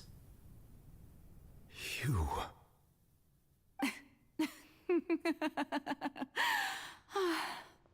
Sorry. That shocked expression on your face is just too amusing. I couldn't help myself. You are not Farina. Who are you? the sweet sound of bewilderment. Marvelous. A sure sign that my attempt to deceive everyone was a resounding success. But to answer your question, I am Focalor. You know, the god. Focalor, why did you deceive us? Oh, that wasn't my goal, of course. Goodness, no. But I had to fool everyone else too, if I was to stand any chance of deceiving the heavenly principles. Deceiving the heavenly principles? It's all because of that pernicious prophecy. Dreadful, wasn't it? Everyone doomed to dissolve. Fontaine condemned to be flooded. One was not amused. In fact, one was positively bemused when that problem was thrust upon me by my dearest predecessor. That's the former Hydro Archon Egeria, for the uninitiated. It hardly gets more disastrous than a preordained national catastrophe, now does it? She knew full well that the prophecy would surely come to pass. And as one of the seven, she also knew full well that one defies the heavenly principles at one's peril. So yes, as you have no doubt surmised, it was a rather impossible situation that I found myself in. I spent a terribly long time mulling it over, alone on the ocean floor. And I was almost growing barnacles by the time I finally realized there was only one possible solution to this confounding conundrum. I had to outwit the heavenly principles, allow the prophecy to be fulfilled, ostensibly at least, while saving everyone at the same time. I'm a genius, I know. I can only assume that's why Egeria chose me as her successor. Although, looking back now, it was hardly the inheritance one dreams of. Between the task of saving the nation, the quotidian duties of the Hydro Archon, and not to mention the original sin of creating a new race of humans, I dare say she left me quite a colossal mess to clean up. But one can only play the hand one is dealt. I did not choose this, any more than I chose to be one of her Oceanid familiars. So you were also once one of the Oceanids, transformed into a human by Egeria's hand? Yes, I was. I always dreamed of becoming human. And I still do, even now. In my eyes, to be human is to be part of the greatest opera ever known. After becoming a god, I separated my divinity from my body and spirit, leaving behind only a self that was as naive and bewildered as my past self on her first day as a human being. Okay, so she is an Archon, but she separated herself. The me you see before you now is that divinity. And the human counterpart I left behind, I named Furina. She could feel joy, sorrow, and everything in between. She could be as vain and conceited, or as meek and vulnerable as she wished. Her strengths were of a kind only a human could possess, as were her shortcomings. But in my eyes, Furina's humanity was what made her perfect. She was perfectly human in every way. The person I always wanted to be. Anyway, so then I cursed her. All part of the plan, of course. The plan to deceive the heavenly principles. Talk about motherly love. Gives life to like her human version of herself. Then cursed her. Do you still remember the final scene of the prophecy? The Hydra Archon alone, weeping on her throne. In order that the prophecy might appear fulfilled, I invited Furina to be an actress, to play the part of the Hydro Archon in the prophecy. Under the curse I placed on her, so long as I, Focalor's divinity, continued to exist, she could not die. But nor was she free to live her life in the pursuit of happiness. Instead, she was forced to take the stage in the opera house, to embrace the role of leading lady, to forever play the part of the god from the prophecy, all to create a deceitful appearance of that prophecy coming to pass. I suppose now you probably understand why your court is called the Opera Epiclese. But Farina is only human, isn't she? Even though she has had a long life, her mind is no stronger than that of any other ordinary human being. I cannot begin to fathom what she has had to endure. It must have been torture for her. It has indeed. And although she is, in a sense, me in human form, I most definitely owe her an apology for it. It's been 500 years, and all along, she's been playing her part in the most unimaginably long, unbearably lonely, and agonizingly painful opera of all time.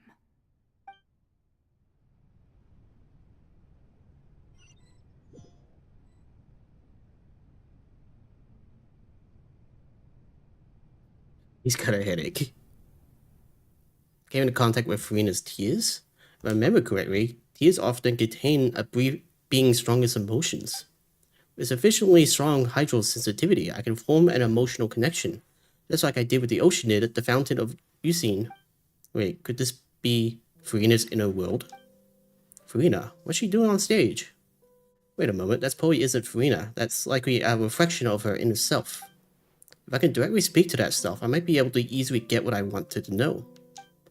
I came here for answers. Either way, this opportunity is not to be missed. Let me try talking to her.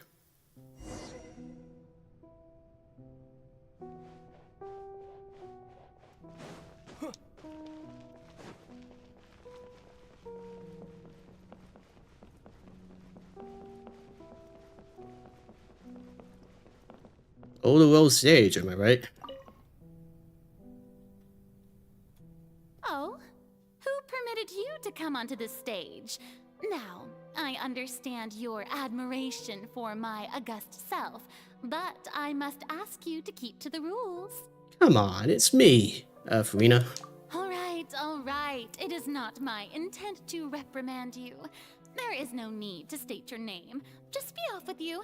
Do not distract me from my performance. Don't look at me, don't look at me. But I don't see an audience here. Oh, do not jest. Can you not feel it? Just let the stage lights go off, please, if only for a second. I am Focalor. The eyes of countless Fontanians are upon me. I must, at all times, display the utmost elegance and nobility. Okay, sounds like there's friction going on here. Something's off. There's no getting through to her.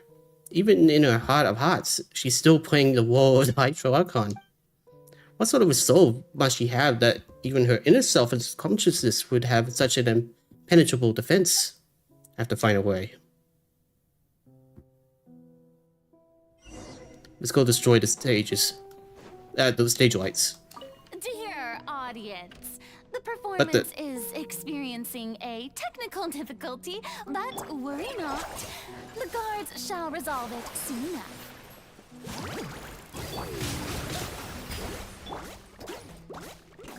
Come on, get closer.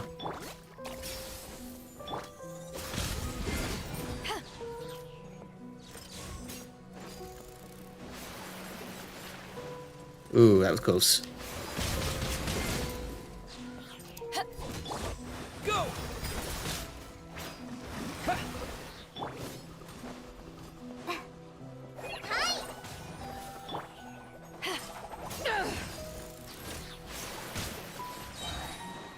To ashes!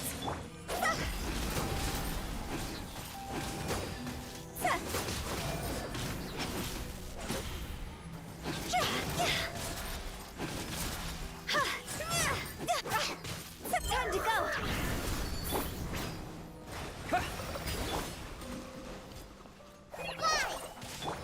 Wipe out! One down, 2 to go. Oh, I should probably heal.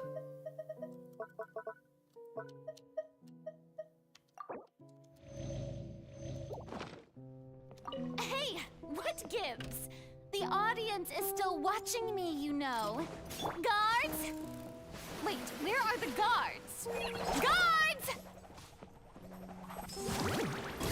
Well, there's not a lot of gods, but there is gods. Water jet! Water jet!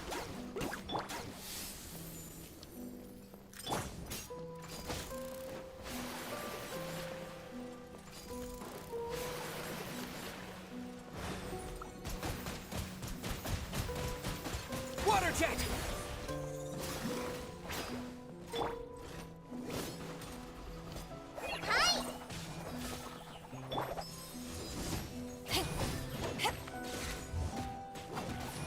Hi! Go! Bombs away!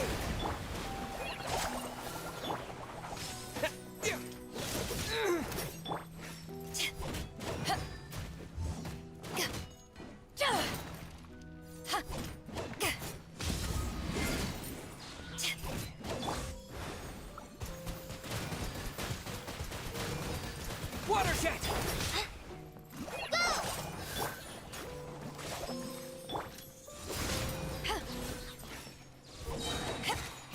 I'll save that for the last one. Water jet!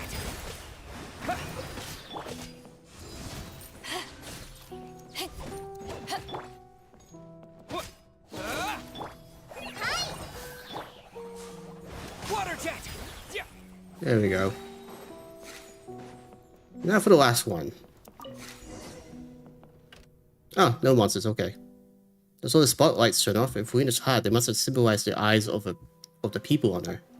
Speaking of which, I think I just received some sort of signal. Was that her true voice? I take it. When did that end up here?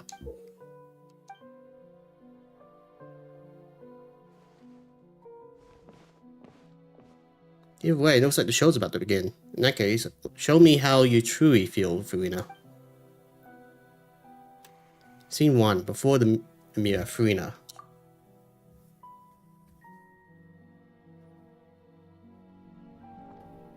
Oh.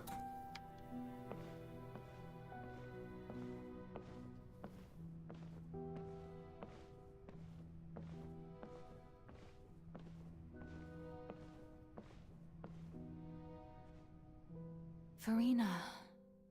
Furina. Huh? Who's that? Who's calling me? Where are you? Be not nervous. Be not afraid. I am before you. Wait a moment. You're mirror me? How can this be? How is she taller than you? Mirror you, huh? You know what? That's not bad. Let's go with that. Mirror me. What do you wish to say? The prophecy. Have you heard of it? What prophecy? Wait. I know. I think. I don't know why, but it's in my head somehow. The people will all be dissolved into the waters, and only the Hydro Archon will remain, weeping on her throne. Only then will the sins of the people of Fontaine be washed away. Oh, very good. You know it well. What's going on? I can't seem to remember anything clearly. The only thing I know for sure is this prophecy.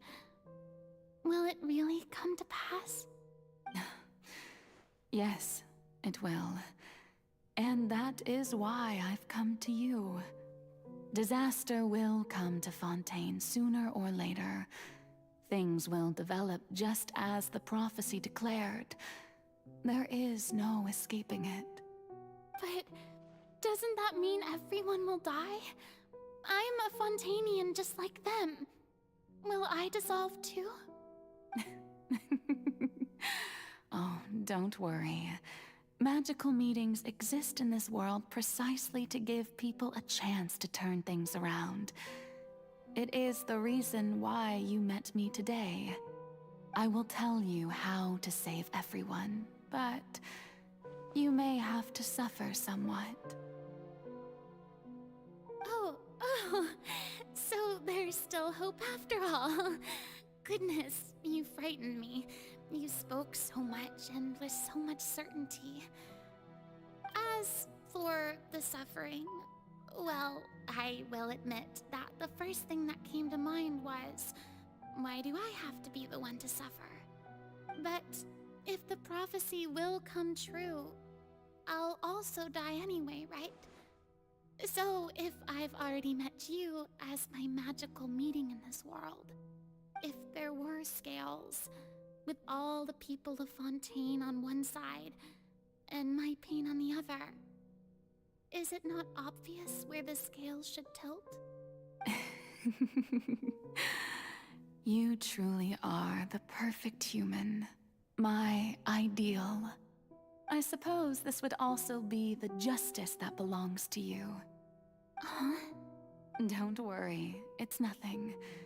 Listen well. Fontaine has just lost its Hydro Archon. I need you to play a role. That of the new Archon. Play as a god? That's right. You must begin a never-ending masquerade. You must never let anyone suspect your identity. If you can keep it up, then I shall have my way of defying this prophecy. But should your identity be revealed, then all hope will be lost. But how will I do this? A human assuming the role of a god without being exposed? Don't worry. What you must do is not to turn yourself into a real god. You simply need to play the role of a god as humans imagine them to be. Being a human yourself, I'm sure you already know what such an entity would be like. Showmanship. Remember, your true challenge will not be pursuing divinity, but contending against humanity. I'm still not sure I understand, but I'll try. I'll try to do this. So, how long am I going to have to play this role? 500 years. To accomplish this mission, you will have to stay on the stage for many, many years. You will endure and not grow old until your task ends. But I promise you, all will eventually end in a magnificent and dramatic trial, and everyone will be saved. A trial, huh? How exciting. I'll be looking forward to it. Scene 2. A session speech. Furina.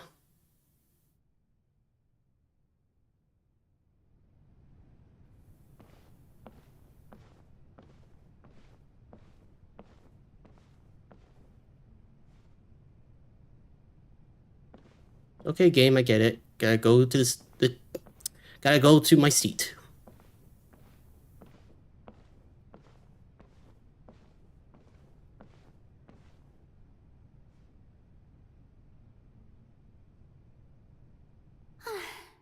The Maison Cardinalise has announced my accession, but this is my first time facing the people. What should I say to most appear like a god? To be honest, I still don't know. Perhaps I should first try to act natural. Summon courage. Ladies and gentlemen, good evening, and welcome to the Opera Epiclese. I'm sure you've all heard about how I have taken on the role of Hydro Archon. Indeed, I am Verena de Fontaine, your new Archon. Appear earnest. In truth, I know little about becoming a nation's new god, but it will be my honor to guide you all. As the god Focalor, the god of justice, I shall do all within my power to lead you into an age of fairness and justice. Close politely. Once again, thank you all for coming.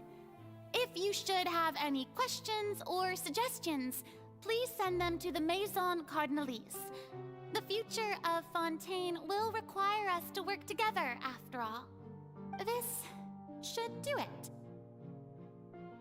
I thought I might stammer, but thankfully, I was able to convey my thoughts just fine. Okay, and next. That's the new Hydro Archon. Is this some kind of joke by the Maison? I would have thought that a being that surpasses humanity would be a bit more assertive. Hey, did you hear that? She even told us to send her suggestions there at the end. Shouldn't gods be all-powerful? She's being so modest. What's the difference between her and an ordinary person, then? Oh, people are assholes. If you ask me, perhaps the succession didn't actually happen. She might just be a Maison-back puppet. Wait, what's going on? Why is everyone suspecting me of being a fake? Oh, this is bad.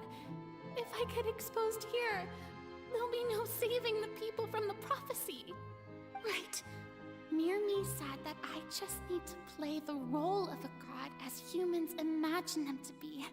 Oh, who wants a nice, happy Archon where you can have stuck up and rude?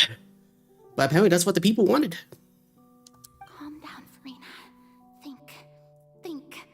What do the people want? How would they imagine a god to speak and act? Assertive, with a strong sense of presence. One who can dispel all doubt. That is the character I'm fated to play.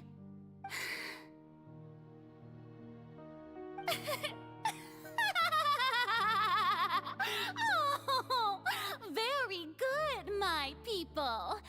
Only ones such as you are deserving of my rule. Now, I was wondering, if some weak puppet were to one day come onto the stage and claim ownership of this opera house, would the children of Fontaine follow them? Well, it seems that you would all see right through them. Having passed my test, you are qualified to witness wondrous trials alongside my august self, here in this opera house. You may consider my previous act a door gift of sorts. I thought it was a debut that suited the atmosphere. Now then, let us be reintroduced. Ah, so that was just a performance. How could I have forgotten that we were inside an opera house? Her personality. It's quite shocking, to be honest, but I suppose it's a better look than before. Such a fascinating and bold deity. How wonderful. Our future may yet be bright after all. You created a monster. It seems I've turned them around. Best follow this flow and restart my accession speech. Summon courage, resolutely with conviction. My dear people, whether you acknowledge me or not, whether you trust me or nay, I say to you, keep faith in your ardor for justice. We have heard it said that this nation's sins can no longer be washed away. Well, I say that justice is most fragrant when it blooms amid sin. Turn up the drama. The scales of justice should not weigh heavy in the hands of its god. On one side, it must carry fairness and justice. And on the other, praise and applause. May law be the prayer on our lips. May judgment be our worship. Let us light the fires and drink to the future of Fontaine. End the speech emphatically. There is no trouble in this world that justice cannot solve. All that is needed is for you, my people, to believe in it, heart and soul. So long as I, the Archon Focalor, stand within the Opera Epiclese, so long as I stand before the Oratrice, I shall even judge the gods of this world! Yeah! Yep, they created a monster.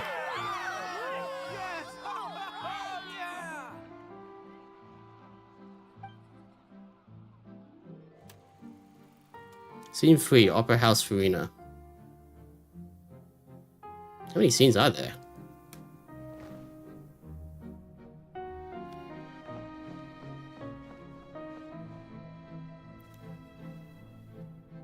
Lady Farina, here are today's case reports, as well as a summary of the follow-up for your perusal.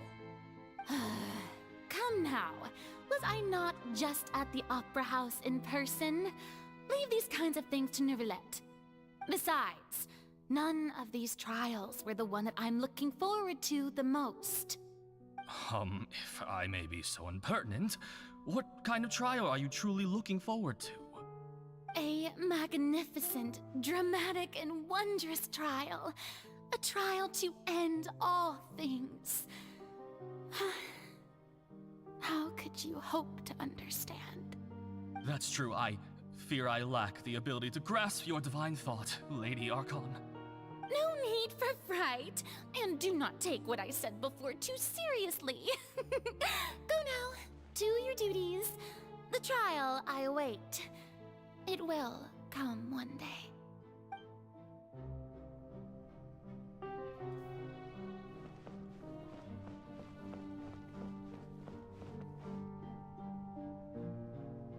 Lady Farina, I don't know what to say.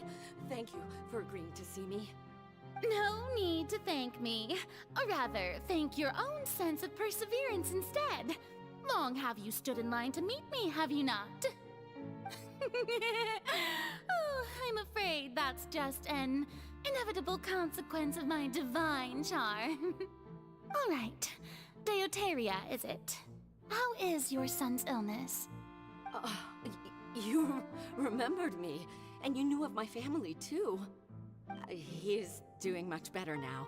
In fact, he is far more of an ardent believer than I. He was the one who forced me to seek an audience with you, and to bring your words back to him. Oh, good. Very good. If this should happen again in the future, please do not hesitate to come and tell me. Going down to citizens' homes every so often, while not usual practice, should serve as a fine change of pace. You're such a gentle and wise god. Thank you once again, on behalf of my son.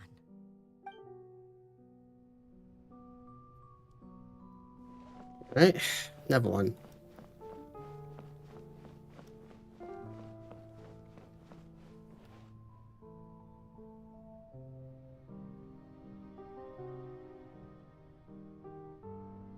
Lady Farina, here are the latest hydrological reports. As for the specific parameters you asked to take note of, I'm afraid things still don't look good. I see. It's as I thought then. As your god, I did already expect this, but I wanted to see how far your human wisdom would allow you to analyze it. All manner of signs indicate that the prophecy will still come to pass. Forget it. That's not something you need to worry about right now. Well, as I understand it, the Fontaine Research Institute is also trying to find a way to counter the rising water levels. Really? Have they found anything? I'm afraid that they haven't found any effective solution thus far. Oh, is that so? Well, no wonder. This issue has reached the realm of the gods after all. Still, their spirit is praiseworthy. I guess it is the last one.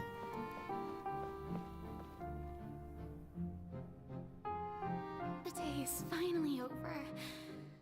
I haven't had a moment to breathe this whole time. But it's good to see that everything's getting on track. There are no longer any voices of suspicion. Maybe this is fine. I just need to keep going, and everyone will be saved. All right, Farina, don't think too hard about this. You need rest. Tomorrow's a new day. Scene 4, Opera House Farina. Lady Farina, here are the new trial reports for the latest cases, as well as a summary of the follow-up. There'll be no need for that. I've seen them already. There's no need to go back over scenes I've witnessed in person before. Lady Farina, I've waited so long for this chance to see you in this manner. Indeed, my dear, loyal citizen. This joyous moment is an honor for us both. Lady Farina, we're detecting significant hydrological anomalies near Poisson. Understood. Keep monitoring. Keep me informed should anything come up at the Institute.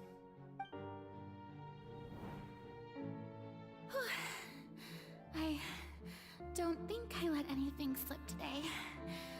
I must show the people that there is nothing to worry about. I just don't know when these days will end. I feel utterly exhausted. Best to rest early today, too.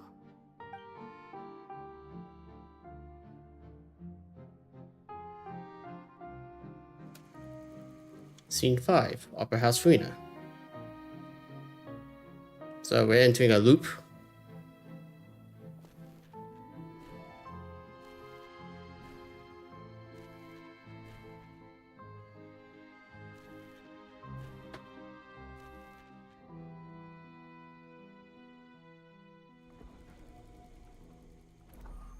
Scene 1000. Okay, 18,000. Oh, 180,000. It's like a dream being able to speak with you up close like this. I've heard that the first member of our family who was honored to receive an audience with you was Madame Dioteria, almost 20 generations ago. And what a fine family yours is indeed. It brings me great joy to meet such a faithful believer, a descendant of a line most ardent. Surely you exaggerate, Lady Farina. My lady? What is it, good citizen? Oh, are you crying? Uh-huh. Oh, really now? I didn't even notice. This must be the overflow of hydro from my person. Well, can't quite help being the god whose dominion is the waters, can I? No wonder. No wonder. A manifestation of your power, then. Oh, Archon, I am honored to have witnessed it. Honored indeed. Yeah, no true friend in all this. So interminable.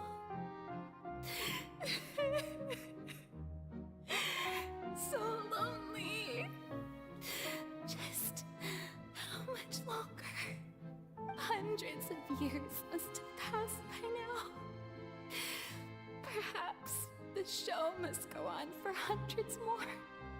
I never imagined that it would hurt so much. Have I reached my limit?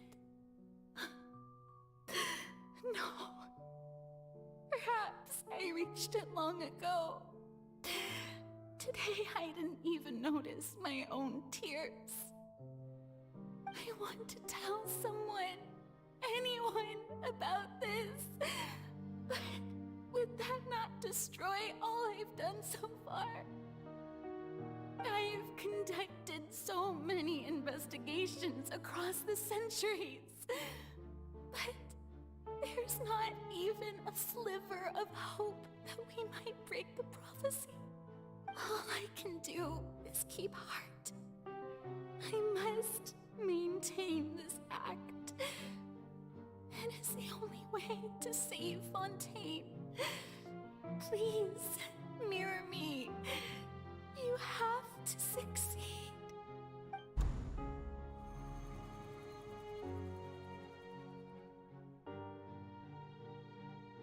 Rena and the Traveler, I guess.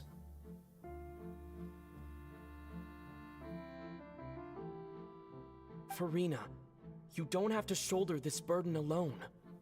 Although I don't know what you might be keeping from everyone. Your people are more than willing to share your burden with you. That's my voice? Is this scene from when we were in the giant magic box? This is great. I didn't think that this scene we were playing in the world. Surely I know what you want to say. My burden. That's impossible. It was fated right from the start that this would be my duty alone. Come on, Farina. But even if your burden doesn't need to be shared, you can still choose to confide in someone. Just share it with me. I'm what you'd call a witness. A witness? Yes. I've heard that you came to Tevat from beyond the stars, yes. In other words, you never belonged here. And if Tevat is, in its entirety, a show on a stage, then you're just a spectator, aren't you? If that's the case... He's right. I could confide in him, couldn't I? But if things don't play out as expected, the people of Fontaine will be the ones to pay the price. No, Farina. You shouldn't be selfish. But what if it's really alright? Farina, you've worked so hard for so long. Surely it would be okay to put yourself first for once. Just this once. Is it such an outrageous thing to do anyway? To find someone in whom you can confide your frustrations and sorrows? Surely it could not hurt. If you let this opportunity slip through your fingers, it might never come by again. Think about it long and hard.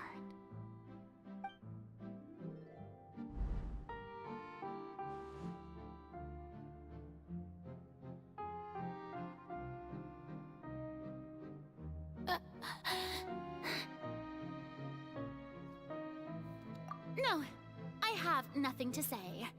I am Farina, the Archon of Fontaine. Everything will surely get better. All you need to do, dear spectator, is to witness my performance until the curtains fall. Ooh.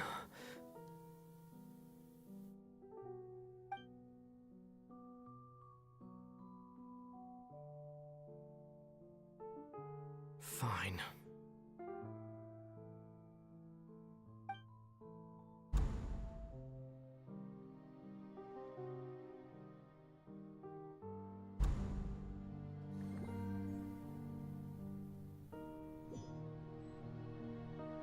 So even Farina doesn't know the truth? You've never once let her in on the full plan? Yes, it had to be done. To deceive the heavenly principles, you must first deceive yourself. She did very well. If she had let her resolve falter even once in these 5 centuries, Fontaine would have been doomed to the most tragic fate. It seems that trusting humanity was the right decision after all.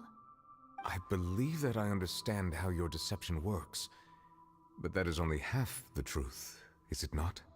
How would you build on this foundation to save the people of Fontaine? That is the most important thing. Ah, good. Of course, the Iudex of Fontaine has pinpointed the crux of the issue. I'm sure you've long sensed that the Oratrice is no simple machine, yes? I've always suspected that it had its own consciousness. And Lenny did mention that he heard a human voice within the core chamber. It now seems that that person was you, hidden within the machine all along. Am I right? And then I became one with the Oratrice, taking Fontaine's gnosis with me. Yes, it would seem so, wouldn't it? Alas, your understanding of this device still lacks sufficient depth. In truth, it is no enactor of justice. It is, in fact, a device created to kill the god of justice. I certain? Oh, you have it. And to be more precise, not only will the Oratrice take down the God of Justice, it will also take down the divine throne upon which she has been placed. I mean, did you think I would be the sort to enjoy peaceful repose while Farina suffered? My work over these last 500 years has been to constantly accumulate indemnitium within the Oratrice. But really, some have already discovered that only a small fraction of the energy generated by the device was ever used to provide power to Fontaine. The vast majority had to be, accumulated to enact this death sentence. It was all a part of your plan, then? Both the trial and the sentence? Indeed. This power, accrued over 5 centuries, could have sustained Fontainians for millennia had it only been used for that purpose. Almost all of it has now been stored within the Oratrice. But only power of this magnitude could hope to destroy the Hydro Archon's divine throne, shaking the rules established by Celestia and breaking through the institution that is the Seven. So the Oratrice's call for death was for neither Farina nor Focalor, but for the Hydro Archon. The destruction of that divine throne. If I do not misunderstand your intent, you must be... Returning what's rightfully yours to you, of course. In other words, this was all done to return the authority of the Hydro Archon to the Hydro Dragon of this planet. Oh. But...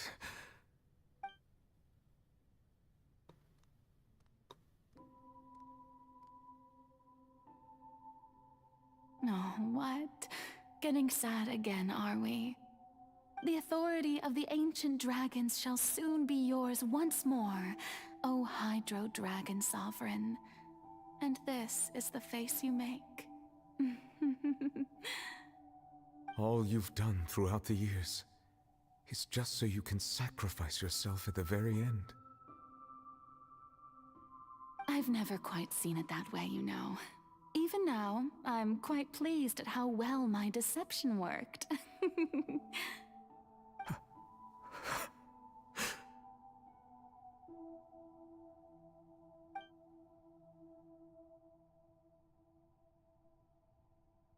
Hydro Dragon, don't cry. I must say, had it been within my rights, I would have loved to judge the heavenly principles themselves. Were they not guilty of essentially the same crime? Egeria stole the power of the primordial sea, and the heavenly principles stole the power you ancient dragons possessed. I, for my part, am the god of justice. And is it not just that your original powers should be returned to you? Speaking of justice, I have always believed that justice lies in the process of pursuing human existence itself. So, if the theft of the primordial sea's might was Fontaine's original sin, then, leaving matters of procedural right and wrong aside, the descent of the Fontainians as humans and their right to exist in this world would be Fontaine's original justice. In other words, existence was Egeria's justice, and to me, justice is the continuation of that existence. Defying the prophecy and ensuring that Fontaine's people shall live on, that should be the justice enthroned over all others. At this point, we, whether it be myself or all other Fontainians, have shouldered the burden of this sin for far too long. Iudex Nervilette, the highest judge in our land, when you regain your full power as an elemental sovereign, what verdict shall you pass upon us? So when I was invited to the court of Fontaine to serve as Iudex, I see now that that was your idea too. At last, I now understand the true purpose behind this position. In the beginning, I was uninterested in human existence. But these 5 centuries of living alongside them have gradually brought about mutual understanding between us. And I have even attempted to feel as they feel. You are a devious one, Focalor. Things being as they are, surely you know that I could never declare them to be guilty.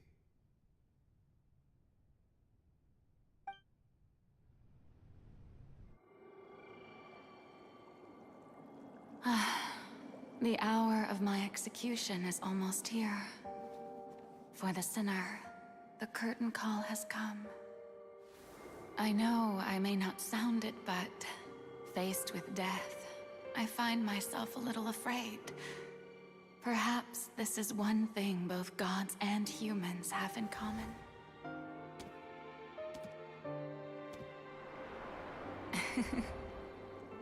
Farewell, Nervalette. I hope you've enjoyed the part you played these 500 years.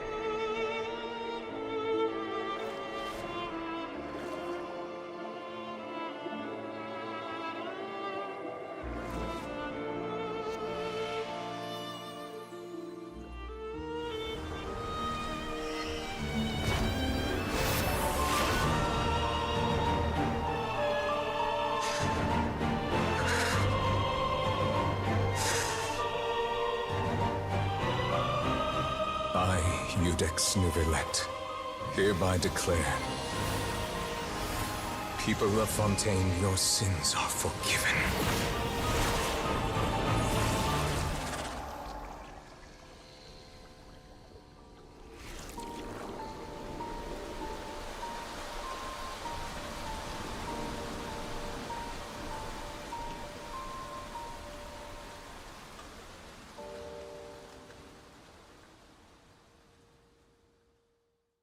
Huh. I wonder what that means. Does that mean that there'll never be another Hydro Archon?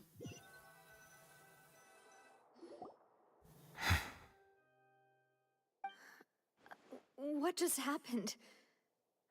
Has the death sentence been carried out? Yeah, in a way you Was couldn't that imagine. bright light some sort of misdirection? I have a feeling that something huge just happened. But since we're all still alive and haven't been dissolved, I assume whatever happened was good for us. It's time to end this. We must mete out punishment to that beast.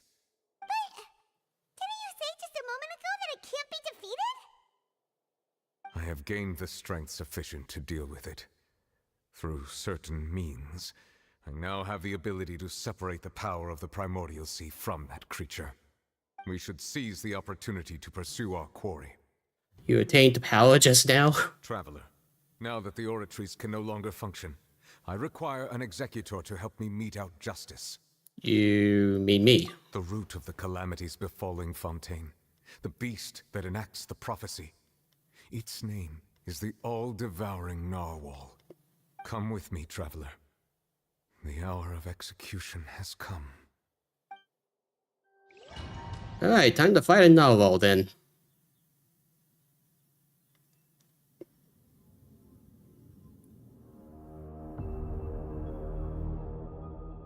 That is one big narwhal.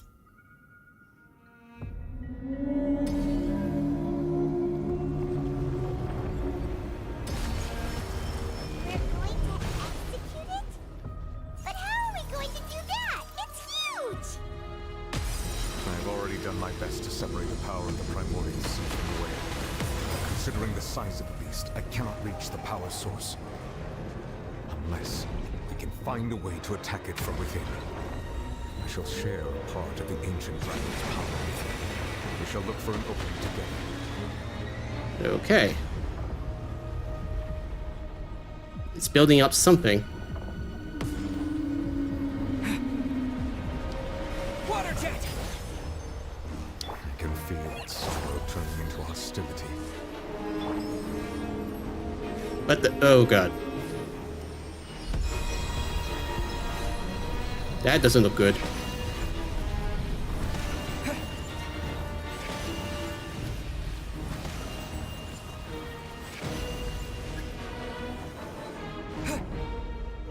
Go! The all-devouring narwhal cannot resist its instinct to devour. Continue to trigger its hostility. The chance will present itself. Okay.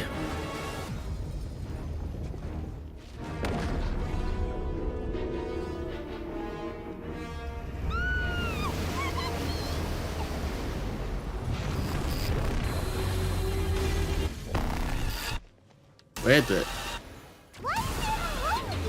Oh.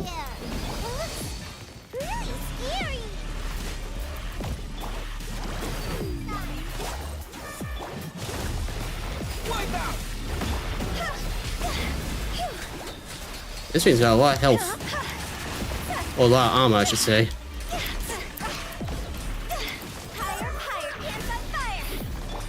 I have granted you my protection.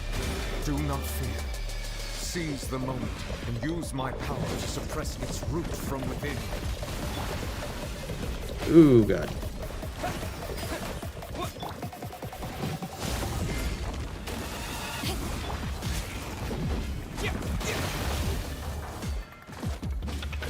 Go!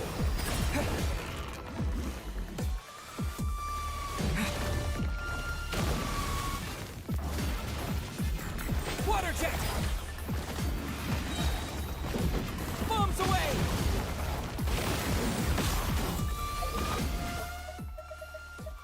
That almost killed me. Go! Ah, crap. Yeah. Yeah. Okay, watch out for the orb and then shoot it.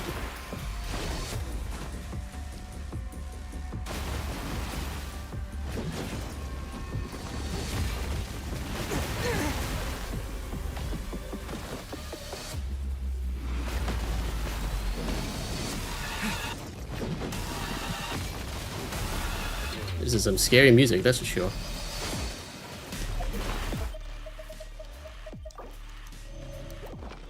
It's a shame the Traveler is the only one I have that can break the Shadow Orb. Ah, still a little bit. Damn it.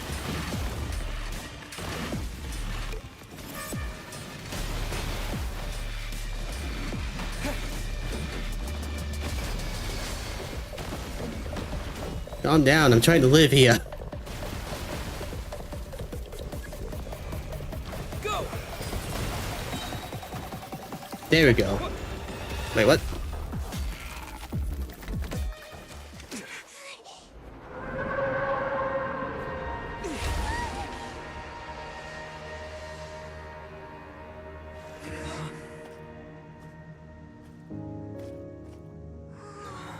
What, is it dead?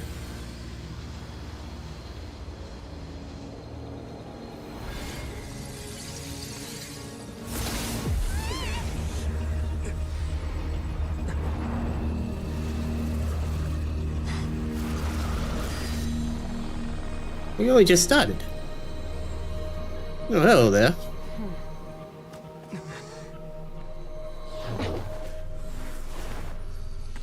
Bye, child.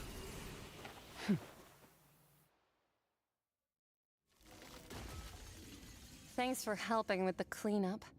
It should have been my job, but Oh well. It was just supposed to be a short private training session for me. I didn't think that my disciple and my master's pet would start brawling in the meantime. Well, actually, I had a feeling that it would happen at some point, but they bumped into one another earlier than I thought. What a blunder. I suppose I'll have to swing my sword 3 million times as penance. Okay, who are you? Disciple? Your master's pet? That power. Who are you exactly? Paimon has an idea. From what she said earlier, she must be Child's master. Skirk, right? It's just that he gave us the impression that she was the less talkative person. I simply did not have anything to say to the weak. But you, on the other hand, managed to defeat the all-devouring narwhal without using power from beyond this world. So you may speak to me as equals. What sort of person would take the all-developing narwhal as a pet? I have to agree.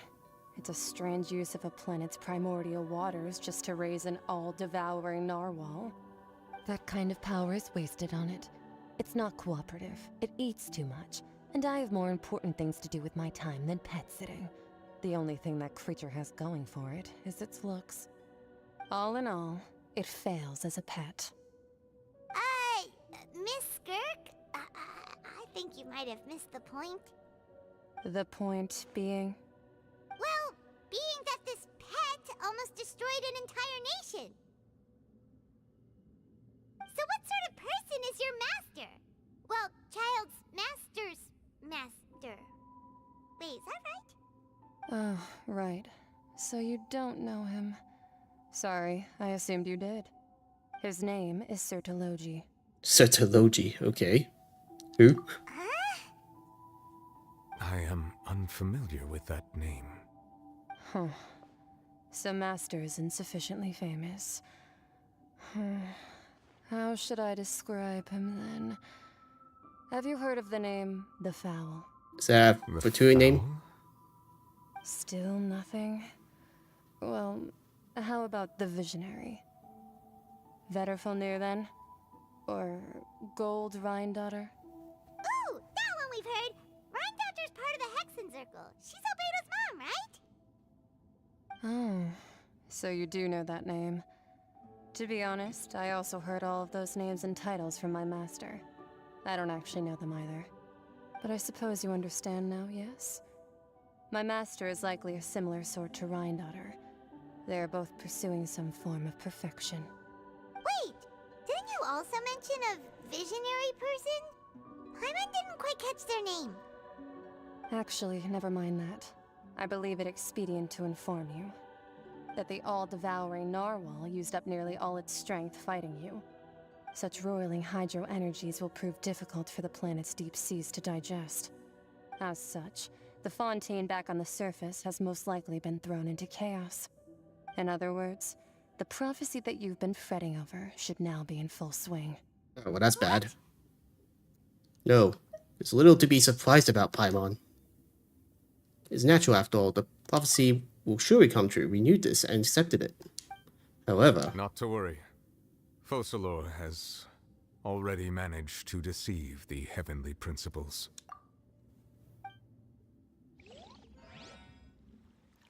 In the end, the people will all be dissolved into the waters, and only Farina will remain, weeping on her throne.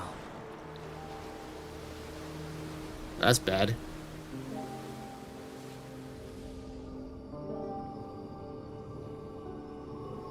Only then will the sins of the people of Fontaine be washed away.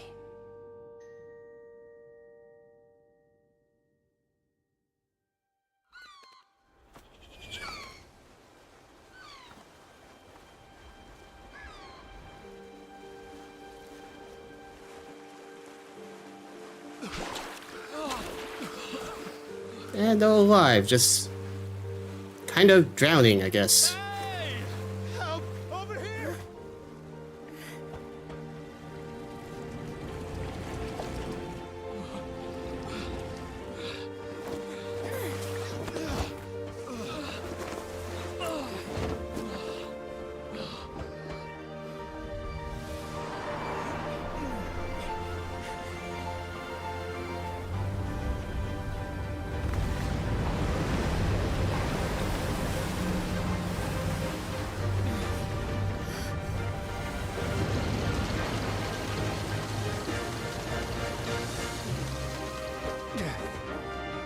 Wildlands initiate emergency rescue!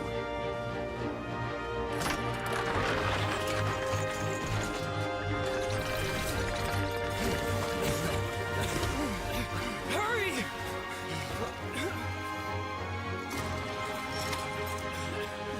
Hey, lend a hand! So that boat can actually fly. I'm certain that's going to be used in the future at some point.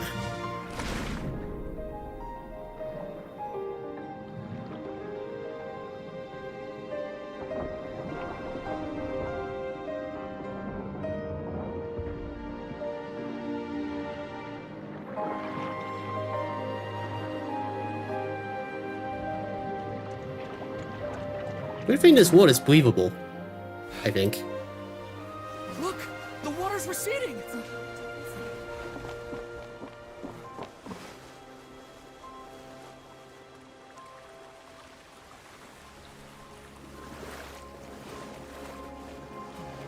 It's a miracle! Water's receding. We didn't dissolve. The prophecy was wrong. The prophecy was wrong.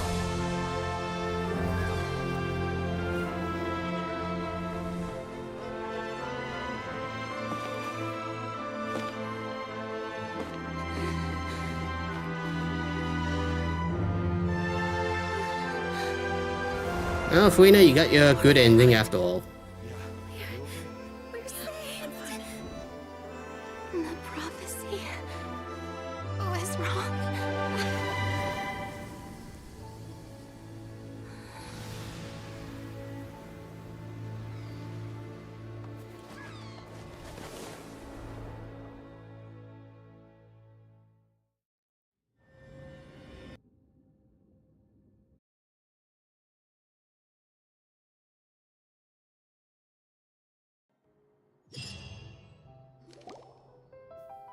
The soil renewed. The Spina di Rosula talks post-disaster rebuilding. I recently visited Poisson to meet with Miss Navia, spokesperson of the Spina di Rosula, and we spoke about Poisson's present and future. Old soil can still give birth to new bloom, Miss Navia stated. Hope is like seeing a small cookie when you're starving late at night. You just need a little of it. Skyship Winglet, Booner Brain of the Fontaine Research Institute. The various disputes that have arisen on account of Mr. Edwin have suddenly become a shield over the Institute, with Jurier turning out to be a once overlooked hidden gem. People always call the first researcher mad, but few know what to call the second. And should that latter person achieve a miracle, they would find it all the harder to find a word with which to classify him and his team. Wow! Paimon barely recognizes the people in the reports. Are those really Jurier and Navia? They must- sound like real big shots. They must have been real big shots from the start. We just didn't meet them in that capacity. What do you think? Pretty enthralling, huh? The Steambird's idea was pretty simple. With the disaster just having passed, we would print a free edition packed to the margins with good news to calm people down. The value for these big scoops lies in their inevitable follow-ups. We'll publish further reports and go into the stories behind those people. Edwin's assistant, Jurier, created a true flying ship, while Navia is leading people in the reconstruction of their home. I'm sure that these stories could draw even your well-traveled eye. The articles do make me curious about how things will play out. Paimon's curious too! Wait a minute. Didn't we watch everything happen from start to finish? What's there to be curious about? And that's exactly why I'd like you to come conduct interviews with me. You're the best incubators of news, if you haven't noticed. And also, with you around, I'm sure I'll get to see that Duke. Are you sure? Hasn't he turned you down several times already? Oh, this time will be different. Come on, let's head to Poisson first, and then make a trip to the fortress. There are some things you'll only know when you get there. Okay. Tears Among the Stars. You know what I find funny about that boss fight? I didn't actually finish killing the boss. It just ended. So, a little disappointing that way, but I imagine the whole idea is to kill the thing inside the narwhal to begin with.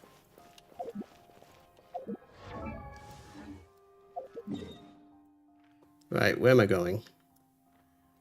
Passol. Guess my first interview is with Navia.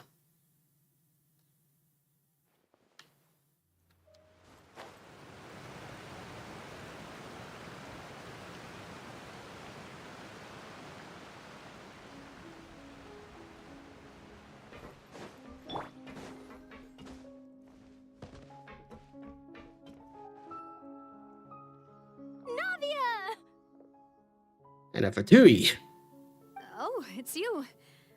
What brings you all here? Hey, we're just having a look around. I'm here to update myself on how things are going here.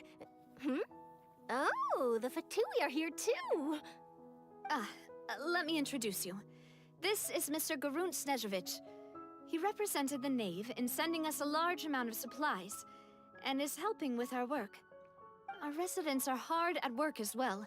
Thanks to everyone, work is progressing nicely. We've lost a lot of people, but we're moving forward. That will have to be enough. Hello, Miss Charlotte. I'm a big fan of yours. I especially like that article you wrote last year about Fontaine's stray cats.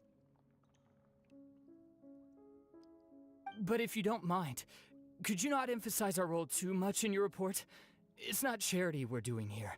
We just happen to share the same interests as the Spina. I get where you're coming from. I'll keep it as simple as possible.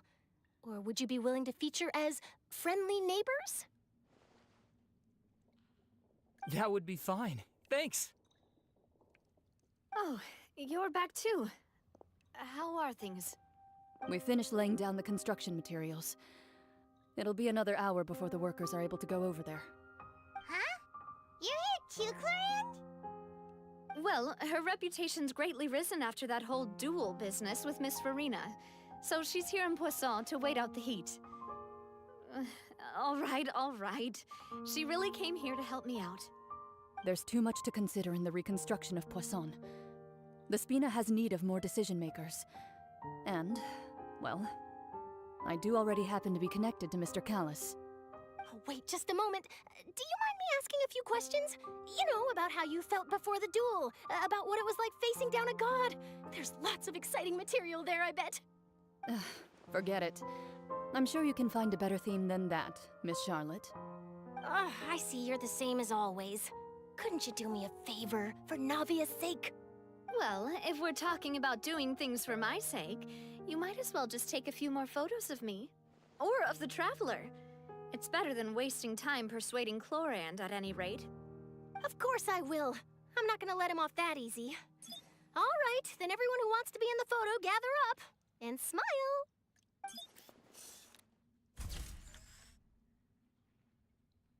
How did it go? Was it a good shot? Did Paimon look cute in it? Not bad. Your addition really helped the composition of the picture. All right, hang on a moment. Let me snap a few more shots. Charlotte takes more pictures of Poisson. All right, that should do it. I'll be back here later anyway, so let's call it a day.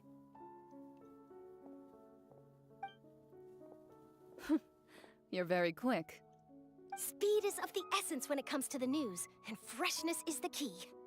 Also, not to brag, but I'm pretty good at building connections. Who knows? I might eventually get that interview with you after all, Miss Clorinde. Wow, you really do have that never say die spirit. I'm impressed. I'll hazard a guess that this is how you got that interview at the Fortress of Meripede. You know he knew she was going? Whoa, you're well informed. Let me make a guess too. I asked Sijuin, who told Monsieur Nervillet, and he told you, right? That's a very complete information chain. In truth, all Monsieur Neuvillette asked me was, when did the fortress become so friendly towards the media? I told him that it was best not to speak too soon. There's no guarantee that Ridesley will make a personal appearance. You're right. I've got to treasure every moment I have with them. In which case, I'll be making a move first. Stay safe now, and tell me if you hear anything interesting. I'll treat you to afternoon tea in exchange. Alright, I guess next is the fortress. But first... You seem curious about the fortress. Of course. That Ridesley. I still remember going down to the fortress to grill him for information on my father's case. Boy, did he take me for a ride. Without telling me anything, of course. But he did invite you to tea, didn't he? 2 large pots of it, in fact. It was good tea, though. I have to agree. The tea there is very good. Ah, speaking of that, would you like to have some today? I mean, you've got time, right? Well, I'd be partial to some shortbread. Wow, it's like we've got a menu or something. Sure. Good. What flavor of biscuits would you like, Mr. Snezhevich? Me? I'm fine with anything. But I would prefer chocolate, should you have it. All right. Leave it to me.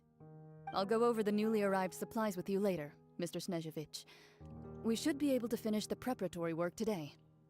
That works great for me. Huh. Is it just me, or did you get a new lipstick? I did. It was a gift from Sijuin. Want to give it a try? I think the color would suit you, too.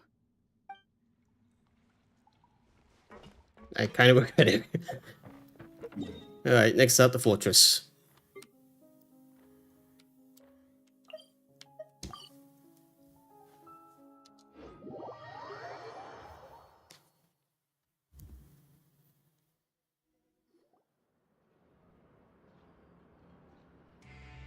Wow, guess we're here again, huh? There's a real nostalgic feeling to this place. Looks like you've been missing us. Duke! Did you come all the way to the entrance to greet us? Of course. I'm here to welcome you and our dear Miss Charlotte, whom our good head nurse recommended to me. It's an honor to finally meet the much-rumored Duke. Thank you for consenting to my visit to the fortress, sir. No need to thank me. But that said, I shouldn't be the focus of your interview. I trust you recall our agreement? Of course, of course. All right then, this way. To his office then, I guess? Or not. Hey, no need to be so nervous. I've already taken all the photos we need. Miss Charlotte, do these pictures really need to be published on the cover of the Steambird? It would seem that Miss Lorvine doesn't want her face to appear beside that of Mr. Jurier, Do it. Sir, please don't say things like that. But it looks like dear Mr. Jurier denies it. Might this interview be very important to you then? No, I just... This is my first time being interviewed, and I'm very thankful to the Steambird for... Now, I might not look it, but I actually did meet Mr. Edwin once. And I'll be honest, I enjoyed chatting with you more. You've definitely got more of that genius vibe going on. The boat that brought about a miracle, the ark that saved the people. Why, you recreated a myth back there, like an emissary of legend. Still, if I might ask, where's that flying ship now? Huh! Looks like Charlotte's trying to get herself another exclusive scoop. I have to apologize, but that ship is presently in the bowels of our factory. I'm afraid it won't be easy for you to get a shot of it. Really? Well, then in that case, could I have an interview with you to make up for that loss? Chewie does know how to squeeze opportunities for all they're worth. You already know my answer, I'm afraid. Best you interview our head nurse instead. Or perhaps you'd like to take another photo of this couple of researchers? Did you really have to use the word couple? Well, then, 2 solo photos will do. Is my hair messed up? Please, someone help me have a look. Things sure are getting pretty lively here. We've seen this kind of thing before. Oh, seems like everyone's here. Would any of you like to try this new drink I came up with? Run. Ah, Sijuin. Hey, Miss Charlotte. Why don't you, take some pretty photos of our head nurse? Sure. Come on, Miss Sijuin. Over this way.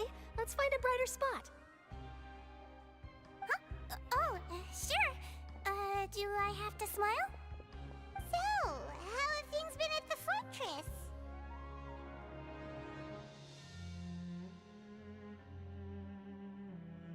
Same old, as you can see. Fontaine's undergone some changes, but this place is still more or less the same. Other than that flying ship, it got a tad too much attention, I think. That's why I decided to let the interview go through. We should direct more public opinions toward the behind-the-scenes heroes. Am I right, Mr. Jurrier? Miss Lurvine? You're too kind, sir. I believe that you too should have your day in the sun. Not that you would want that, which is a pity. I'll just leave the spotlight to you two. You work with Weasley for a while and share some news about the Lots of background. things happened that day, huh? Anyway, regarding that Harbinger, I'm not sure you remember, but his 3 young followers are still waiting for his return. He sure did win them over, huh? I'll tell them that there's good news and bad news. The good being that their boss seems fine, and the bad being that they must face extended sentences for abetting his escape. Oh, actually, what about you? Are things gonna change for you too? What change can there be? The fortress will keep chugging along, and so will my duties. As to what Miss Farina's departure will mean for the nation, and if our laws and governance will be transformed, we'll leave those to the folks in the overworld. Hey everyone, the photo shoot's done. Good. In that case, let's call it a day here. Thanks for your cooperation. Come on, Traveler, let's go. Till next time, everyone. There'll be a next time? Maybe. Who knows? I might write a story about the underwater factory next time. Until then. All right. Last stop, the docks. The docks, huh? Okay. Oh, you know, I'd love to see you in one of Charlotte's photo shoots one day. Is that really necessary? Our line of work doesn't really require much photographing. It's precisely because we don't need the picture that they'll have value as keepsakes. You don't really look all that opposed to the idea, you know? Maybe I'm just happy that I managed to once again avoid the spotlight. I think this interview went well either way. Yes, you successfully kept prying eyes away by using Mr. Jurrier and Miss Lurvine as shields. Very good. You should be happy for them. They have a bright future ahead of them. Still shipping them, I guess. Alright, what's next?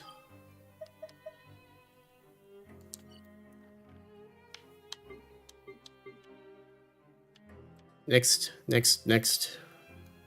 Sia.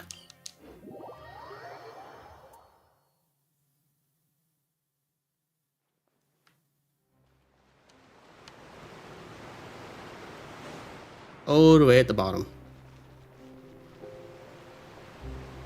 Alright, time to take a dive.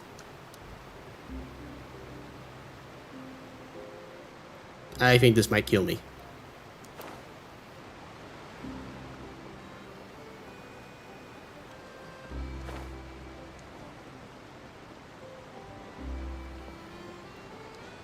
Oh, there they are.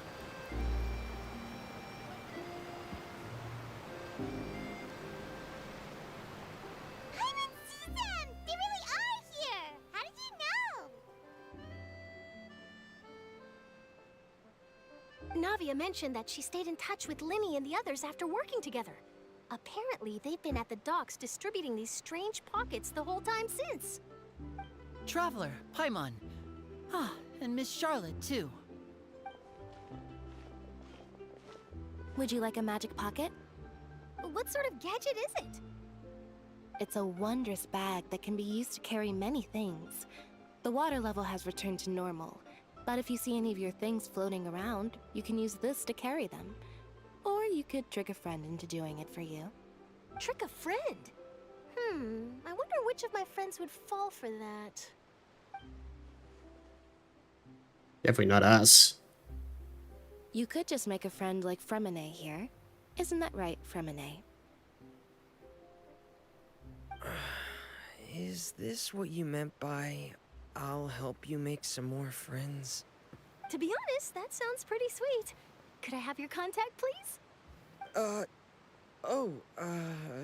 Sure. Please, write down my address. Lynette sure is working hard to help Fremine socialize. He was the one who proposed doing this. He even wants to assist in our magic shows. Sounds like that would suit him. Yes, I was planning to first introduce Pear as an assistant, and later Fremine himself. In the future, I think we can leave underwater escape magic to him too. That said, would anyone want to see a diver escape underwater? Oh, it'll work out. Every journey begins with the first step. He'll become a part of our show eventually. Lynette, could you come over? Miss Charlotte says she wants to take a picture of us. Got it.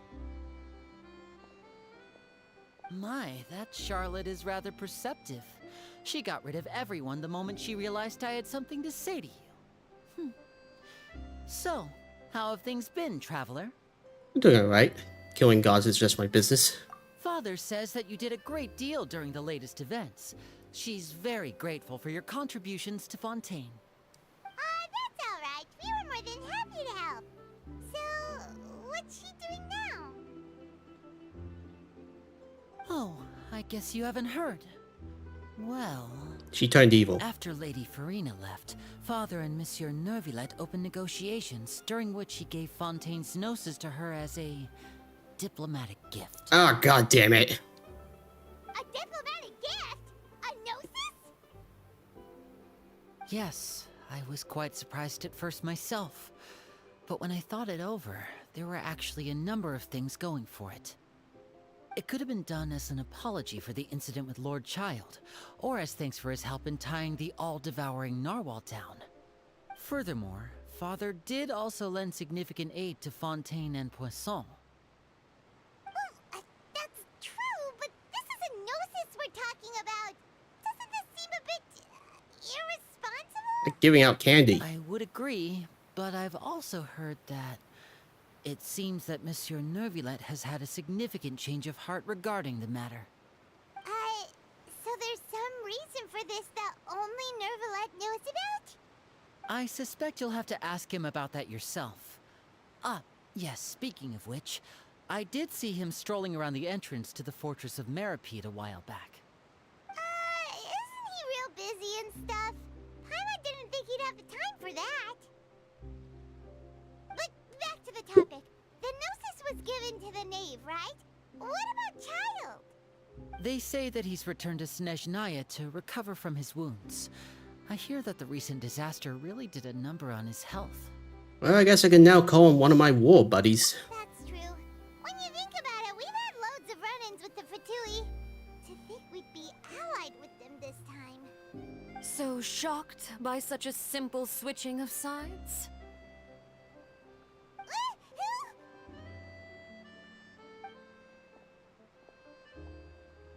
Father!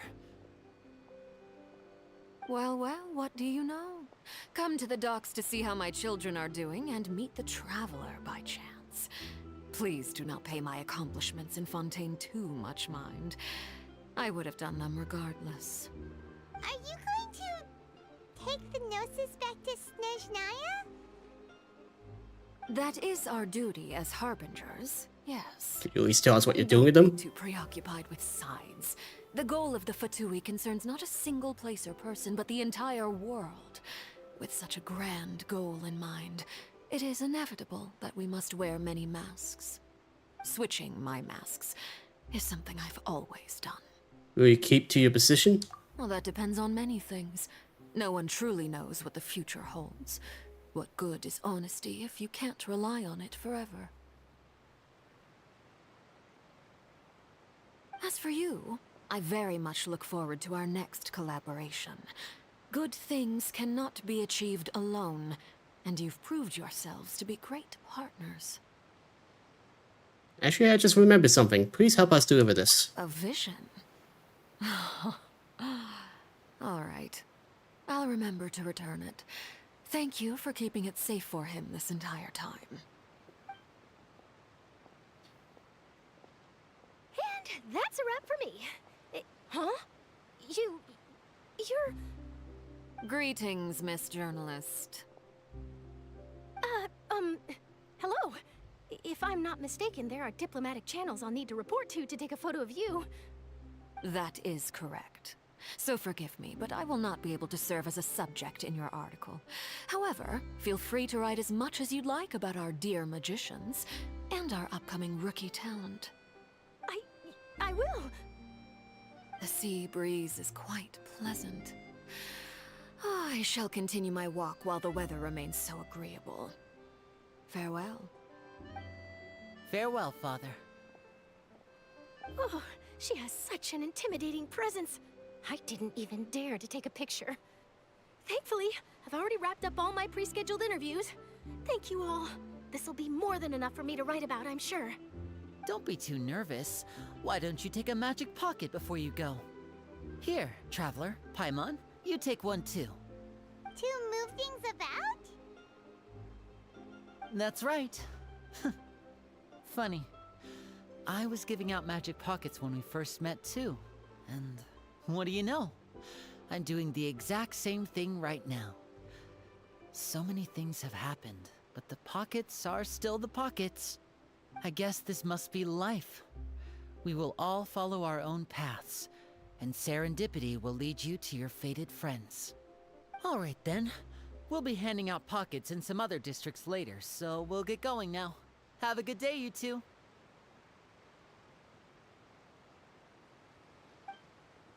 Well, guess we sent Charlotte off. Shall we go see what Neverlette's doing? As long as he's not so busy that he doesn't have time to chat anyway. Alright, cool. I guess Novalette's next. I don't see the magicians anywhere. So I guess I could just move on.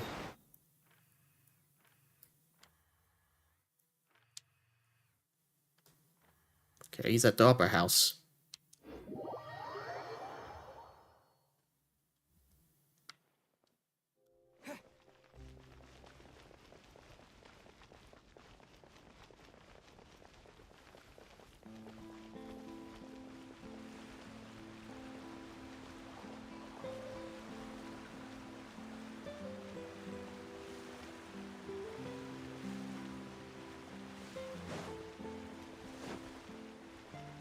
Is he like in? No, he's on the other side.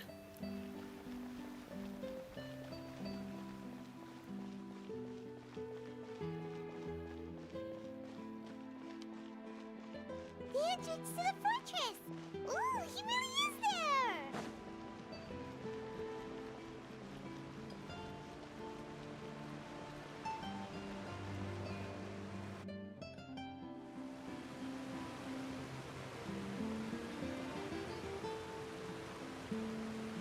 So, you really are here, Neverlette!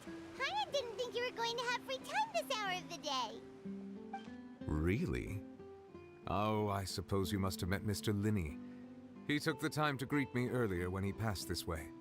In any case, you came at a good time. I was just considering reaching out to you to set up a meeting, so I may explain some things that I haven't had the time to before. Aw, Paimon's glad that you remembered. Thank you for keeping us on your mind, what with you being busy and all. Alright, let's have it then. How was Fontaine actually saved? The whole business is still quite the mystery to us. It is strange how words can often leave a bitter taste in the mouth when it finally comes time to say them out loud. Everett sighed softly before telling you the truth concerning what he saw that day. Also led to seek the having principles and use Farina's endless performance to save Fontaine. So that's what happened? I only saw the Farina part myself. Focalord destroyed the divine throne of the Hydro Archon and restored your power to you, transforming you into a fully fledged elemental dragon sovereign. But Paimon still doesn't quite get what you did to save the Fontainians from dissolving. For me, the authority of the ancient dragons refers to absolute control over the hydro element. Fontainians were incomplete humans born of Egeria's use of the power of the primordial sea, with constitutions similar to that of mimics. But so long as those primordial energies remain within them, I could use the ancient dragon's authority to grant them true blood, after the fashion in which life was first brought into being on this planet. In other words, when I gave my verdict, Fontainians became true humans, and thus would naturally no longer be dissolved by water from the primordial sea. Okay, but what about the victims? Focalor must have counted on you to make that decision as well. Your verdict was the key to making the prophecy appear to have come true while saving everyone. Well, unfortunately, we never saved everyone. Still got the victims that are missing. Could say that it was at the moment that the Fontanians were finally truly born. Yeah, and in a manner of speaking, Focalor finally managed to fulfill the original Hydro Archon's wish to turn Oceanids into real people too. It seems from your expressions that you still have more things you wish to ask. Naturally. Ask away. I will tell you the truth as I know it. About the initial verdict that was passed on child. I have investigated his case along many avenues, and I have learned that he once fell into an unknown chasm when he was young. There, by chance, he awakened the all-devouring narwhal. Morning, Saint. But whether it be by Saint Ang, how are ya? or reason, that should not have been enough to consider him the root cause of the disaster. At most, he would have had tangential liability. As for the judgment passed by the Oratrice during the trial, whether it was due to that liability by association, or Focalor deliberately using him to buy time for us on the assumption that he would be able to hold the creature off, I cannot say. Guess Focalor had Fontanians in mind the whole time. In the end, it was thanks to her that they finally became real humans. Hang on a second. Paimon suddenly got another question. Back when Fontanians hadn't yet become real humans, were the children they had also transformed Oceanids? Life has always flowed like water. Do you recall how Fontanians would often come to the Fountain of Lucine to pray for children? Yeah, Lynette said the fountain is where all the waters in Fontaine converge. In truth, even those couples did not know that such prayers were no mere custom, but instead a form of ritual. Those Oceanids who were blessed within the spring water would later descend as new humans in the coming months. Paimon sorta gets it now. Either way, seems like this ritual won't be of any further use, but it'll probably live on as a local custom. Ask away. I will tell you the truth as I know it. Okay, what about Fontaine's future? Yeah, about that. Risley said Farina has already left. What's that all about? Ah, Lady Farina. The people are only aware that her death sentence has not been carried out. She abdicated the post of Hydro Archon and left affairs related to that title to me, before leaving the Opera House. I related Focalor's words to her faithfully and completely. After hearing them, she seemed neither saddened nor comforted. She simply said that she was tired and needed to rest.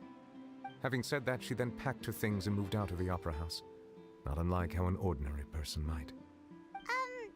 But she's still got a place to stay, right? You need not worry. I will make arrangements to ensure that she will not want for food, clothing, board, or travel. In truth, I am somewhat happy for her. The wear and tear on her spirit will, of course, take time to heal. But now that she no longer has to play the role of Focalor the Hydro Archon, she can finally lay down her burdens and lead a normal life. What about you then? What are your plans now that you've regained your full powers as the Hydro Dragon? After Focalor passed on, the Oratrice also ceased to function. This matter will directly affect our trials. After much careful consideration, I've decided to take over its role in our courts. From now on, I shall hear cases and pass verdicts by myself. Looks like you're still considering stuff from the perspective of the Udex, huh? As an elemental dragon, there are indeed many things that I must do. But this power and this duty, in a manner of speaking, you could say that both were granted to me. As such, before I attend to my other responsibilities, I must first and foremost continue to serve Fontaine as its highest judge. The duty of the Hydro Sovereign and the duty of the Udex shall coexist within my person. Additionally, the Hydro Archon's departure has brought about another problem, which is that the Opera House shall no longer produce indemnitium. That's true. That power was derived from the people's faith in the Hydro Archon, wasn't it? Wait, but the various mechs and machines in the city are all still okay. Where are they getting their energy from? Are they hydro-powered As I now? am now, I have full command over New Musia, and it can serve as a complete substitute. Another reason why I cannot quite leave Fontaine immediately. Wow. Yeah. This ancient dragon's authority stuff is really quite useful, huh? Ask away. I will tell you the truth as I know it. Well, I feel bad for Farina. She's now an ordinary human, which is what she wanted, but it sounds like she still has problems, like trying to figure out what her future is going to entail. Well, at the very least, she helped us with the film festival. What about Fontaine's Genosis? Why do you people keep handing them out like candy? Oh, that's right! They say you've given it to the knave as a diplomatic gift or something! Leaving aside their intentionality, the two Fatui Harbingers have indeed done much for us during this crisis. Their sole remaining goal in Fontaine, at least at this point, would seem to be the Gnosis. The Oratrice has ceased to function. The Hydro Archon's divine throne is now no more, and I do not need the Gnosis's power. As such, it has lost all meaning for Fontaine. You and every other If the Fatui Archon have impure designs, then we might as well accede to their request now, and avoid unnecessary conflict. What complicated considerations? Paimon thought you were just giving it to them out of gratitude to the knave and as an apology to Child. Ask away. I will tell you the truth as I know it. Can you at least give the Gnosis to me? I'm the one that's saving the whole freaking kingdoms here. About the next stop on my journey. You will soon be heading to Natlan, I presume. I'm afraid that I have little talent as a travel guide, so all I can do is tell you what I know about that land.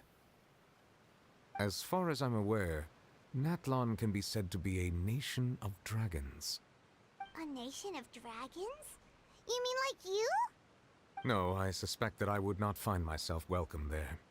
Unlike ancient dragons such as myself, the dragons of Natlan have undergone long years of development and evolution. Large numbers of them have entered a form of coexistence with humanity. Natlan is also the nation of war. War ravages those lands like an undying flame. There is one other piece of information I got incidentally from my negotiations with the knave that I believe may be useful to you. The harbinger known as the Captain has thrown his hat into the endless ring of war. Oh, the guy with no face. Captain. Sounds like a real tough customer. Seriously, everywhere you look, there's a Fatui Harbinger doing their thing. I suggest that you fully prepare yourself before going to Natlan. In the meantime, Fontaine's doors will always be open to you. Well, it sounds like I'm going to be fighting the captain. Ask away. I will tell you the truth as I know it. I have no more questions. Hang on a sec. Paimon's still got a question about the Gnosis. When we spoke to Linny earlier, he mentioned that your attitude towards giving away the Gnosis had clearly changed. We guessed that there might be some reason for it that only you were aware of. No wonder the House of the Hearth is the Fatui's intelligence division. They are certainly sharp. So regarding this specific issue, I was just getting ready to share something with you. What is it? In truth, I exchanged some further words with that lady named Skirk after sending you two back to the surface. It went something like this.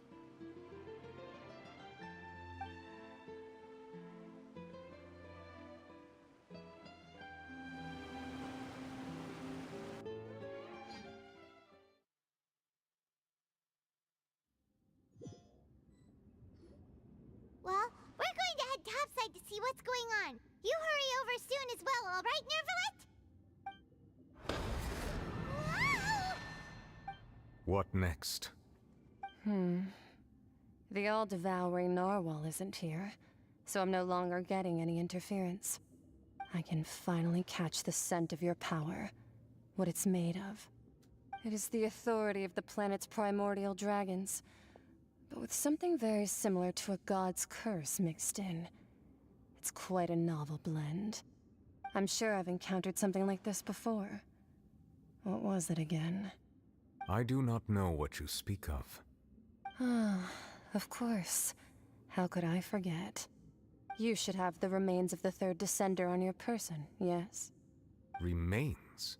I've never heard of any such thing. According to your parlance, I believe it may be called a gnosis. Remains of Descender? After Focalor's divinity faded, she handed her gnosis to me. But I fear I have never heard of it described in the manner that you just did. I've been training with my master, the Foul, ever since I was young, and I have never returned to the surface since. So most of the information I possess I got from him. It is only natural for those who are greater than humanity to possess a different sort of common sense, which is why there are so many problems in our attempts to communicate with humans. Regardless, you should probably get rid of objects of misfortune to prevent any disasters from befalling you. To live in itself is a blessing. But once a person dies, the bonds he once had with this world shall all turn to curses. What do you mean by that? No need to fret. These are just my personal thoughts, and my reason for no longer wishing to return to the surface. This third descender you refer to, who are they? And when did they die? Master never mentioned them to me. Perhaps it just wasn't that important for me to know. If you're interested, though, I could ask him. I'll be sure to pass the answer on to you next time. Next time? You believe we will meet again? I do. Wait. I have a disciple of my own, don't I?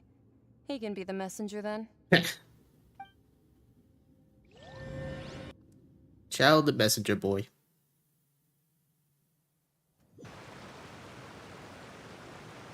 That's what she told me.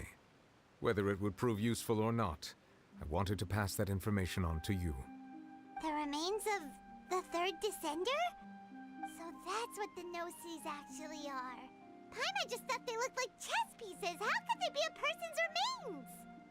All the same, assuming that there was no misunderstanding or special metaphor at play, that is what she meant to say. And she said that it would bring misfortune and that you should check it, which is why you gave it to the Fatui. If she speaks the truth, then I would simply be putting Fontaine at unnecessary risk by keeping it here. Descender, she mentioned one of them. I am the fourth descender. For me, this information means two things. One, the doses I will lay to descenders, and two, that the one who came before me has already died. I had guessed that you might already be familiar with this concept, but I did not expect you to be one of them. That means that the Gnosis, which are exceedingly element compatible and can even enhance elemental abilities, do indeed come from the third descender. Wait, is the third descender my sister? Is she already dead? I wonder. Does your body also possess similar properties? Like being able to use elemental powers without a vision. That does sort of count as special compatibility, right? Oh, wait a second.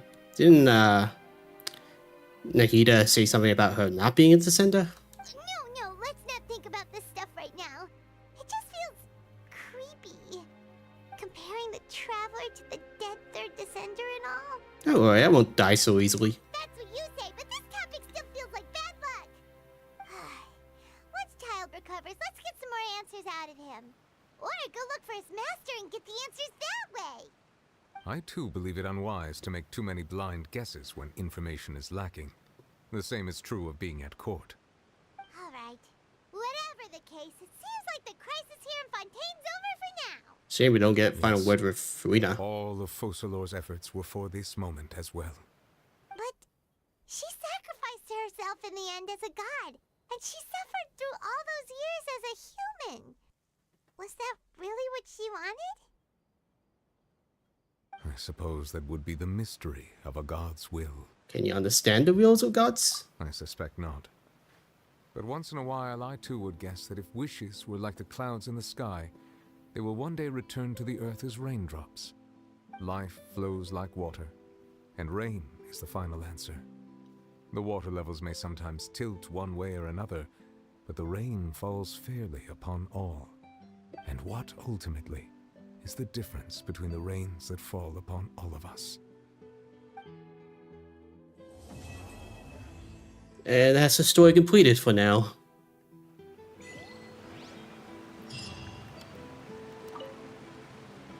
It seems from your expressions that you still have more things you wish to ask.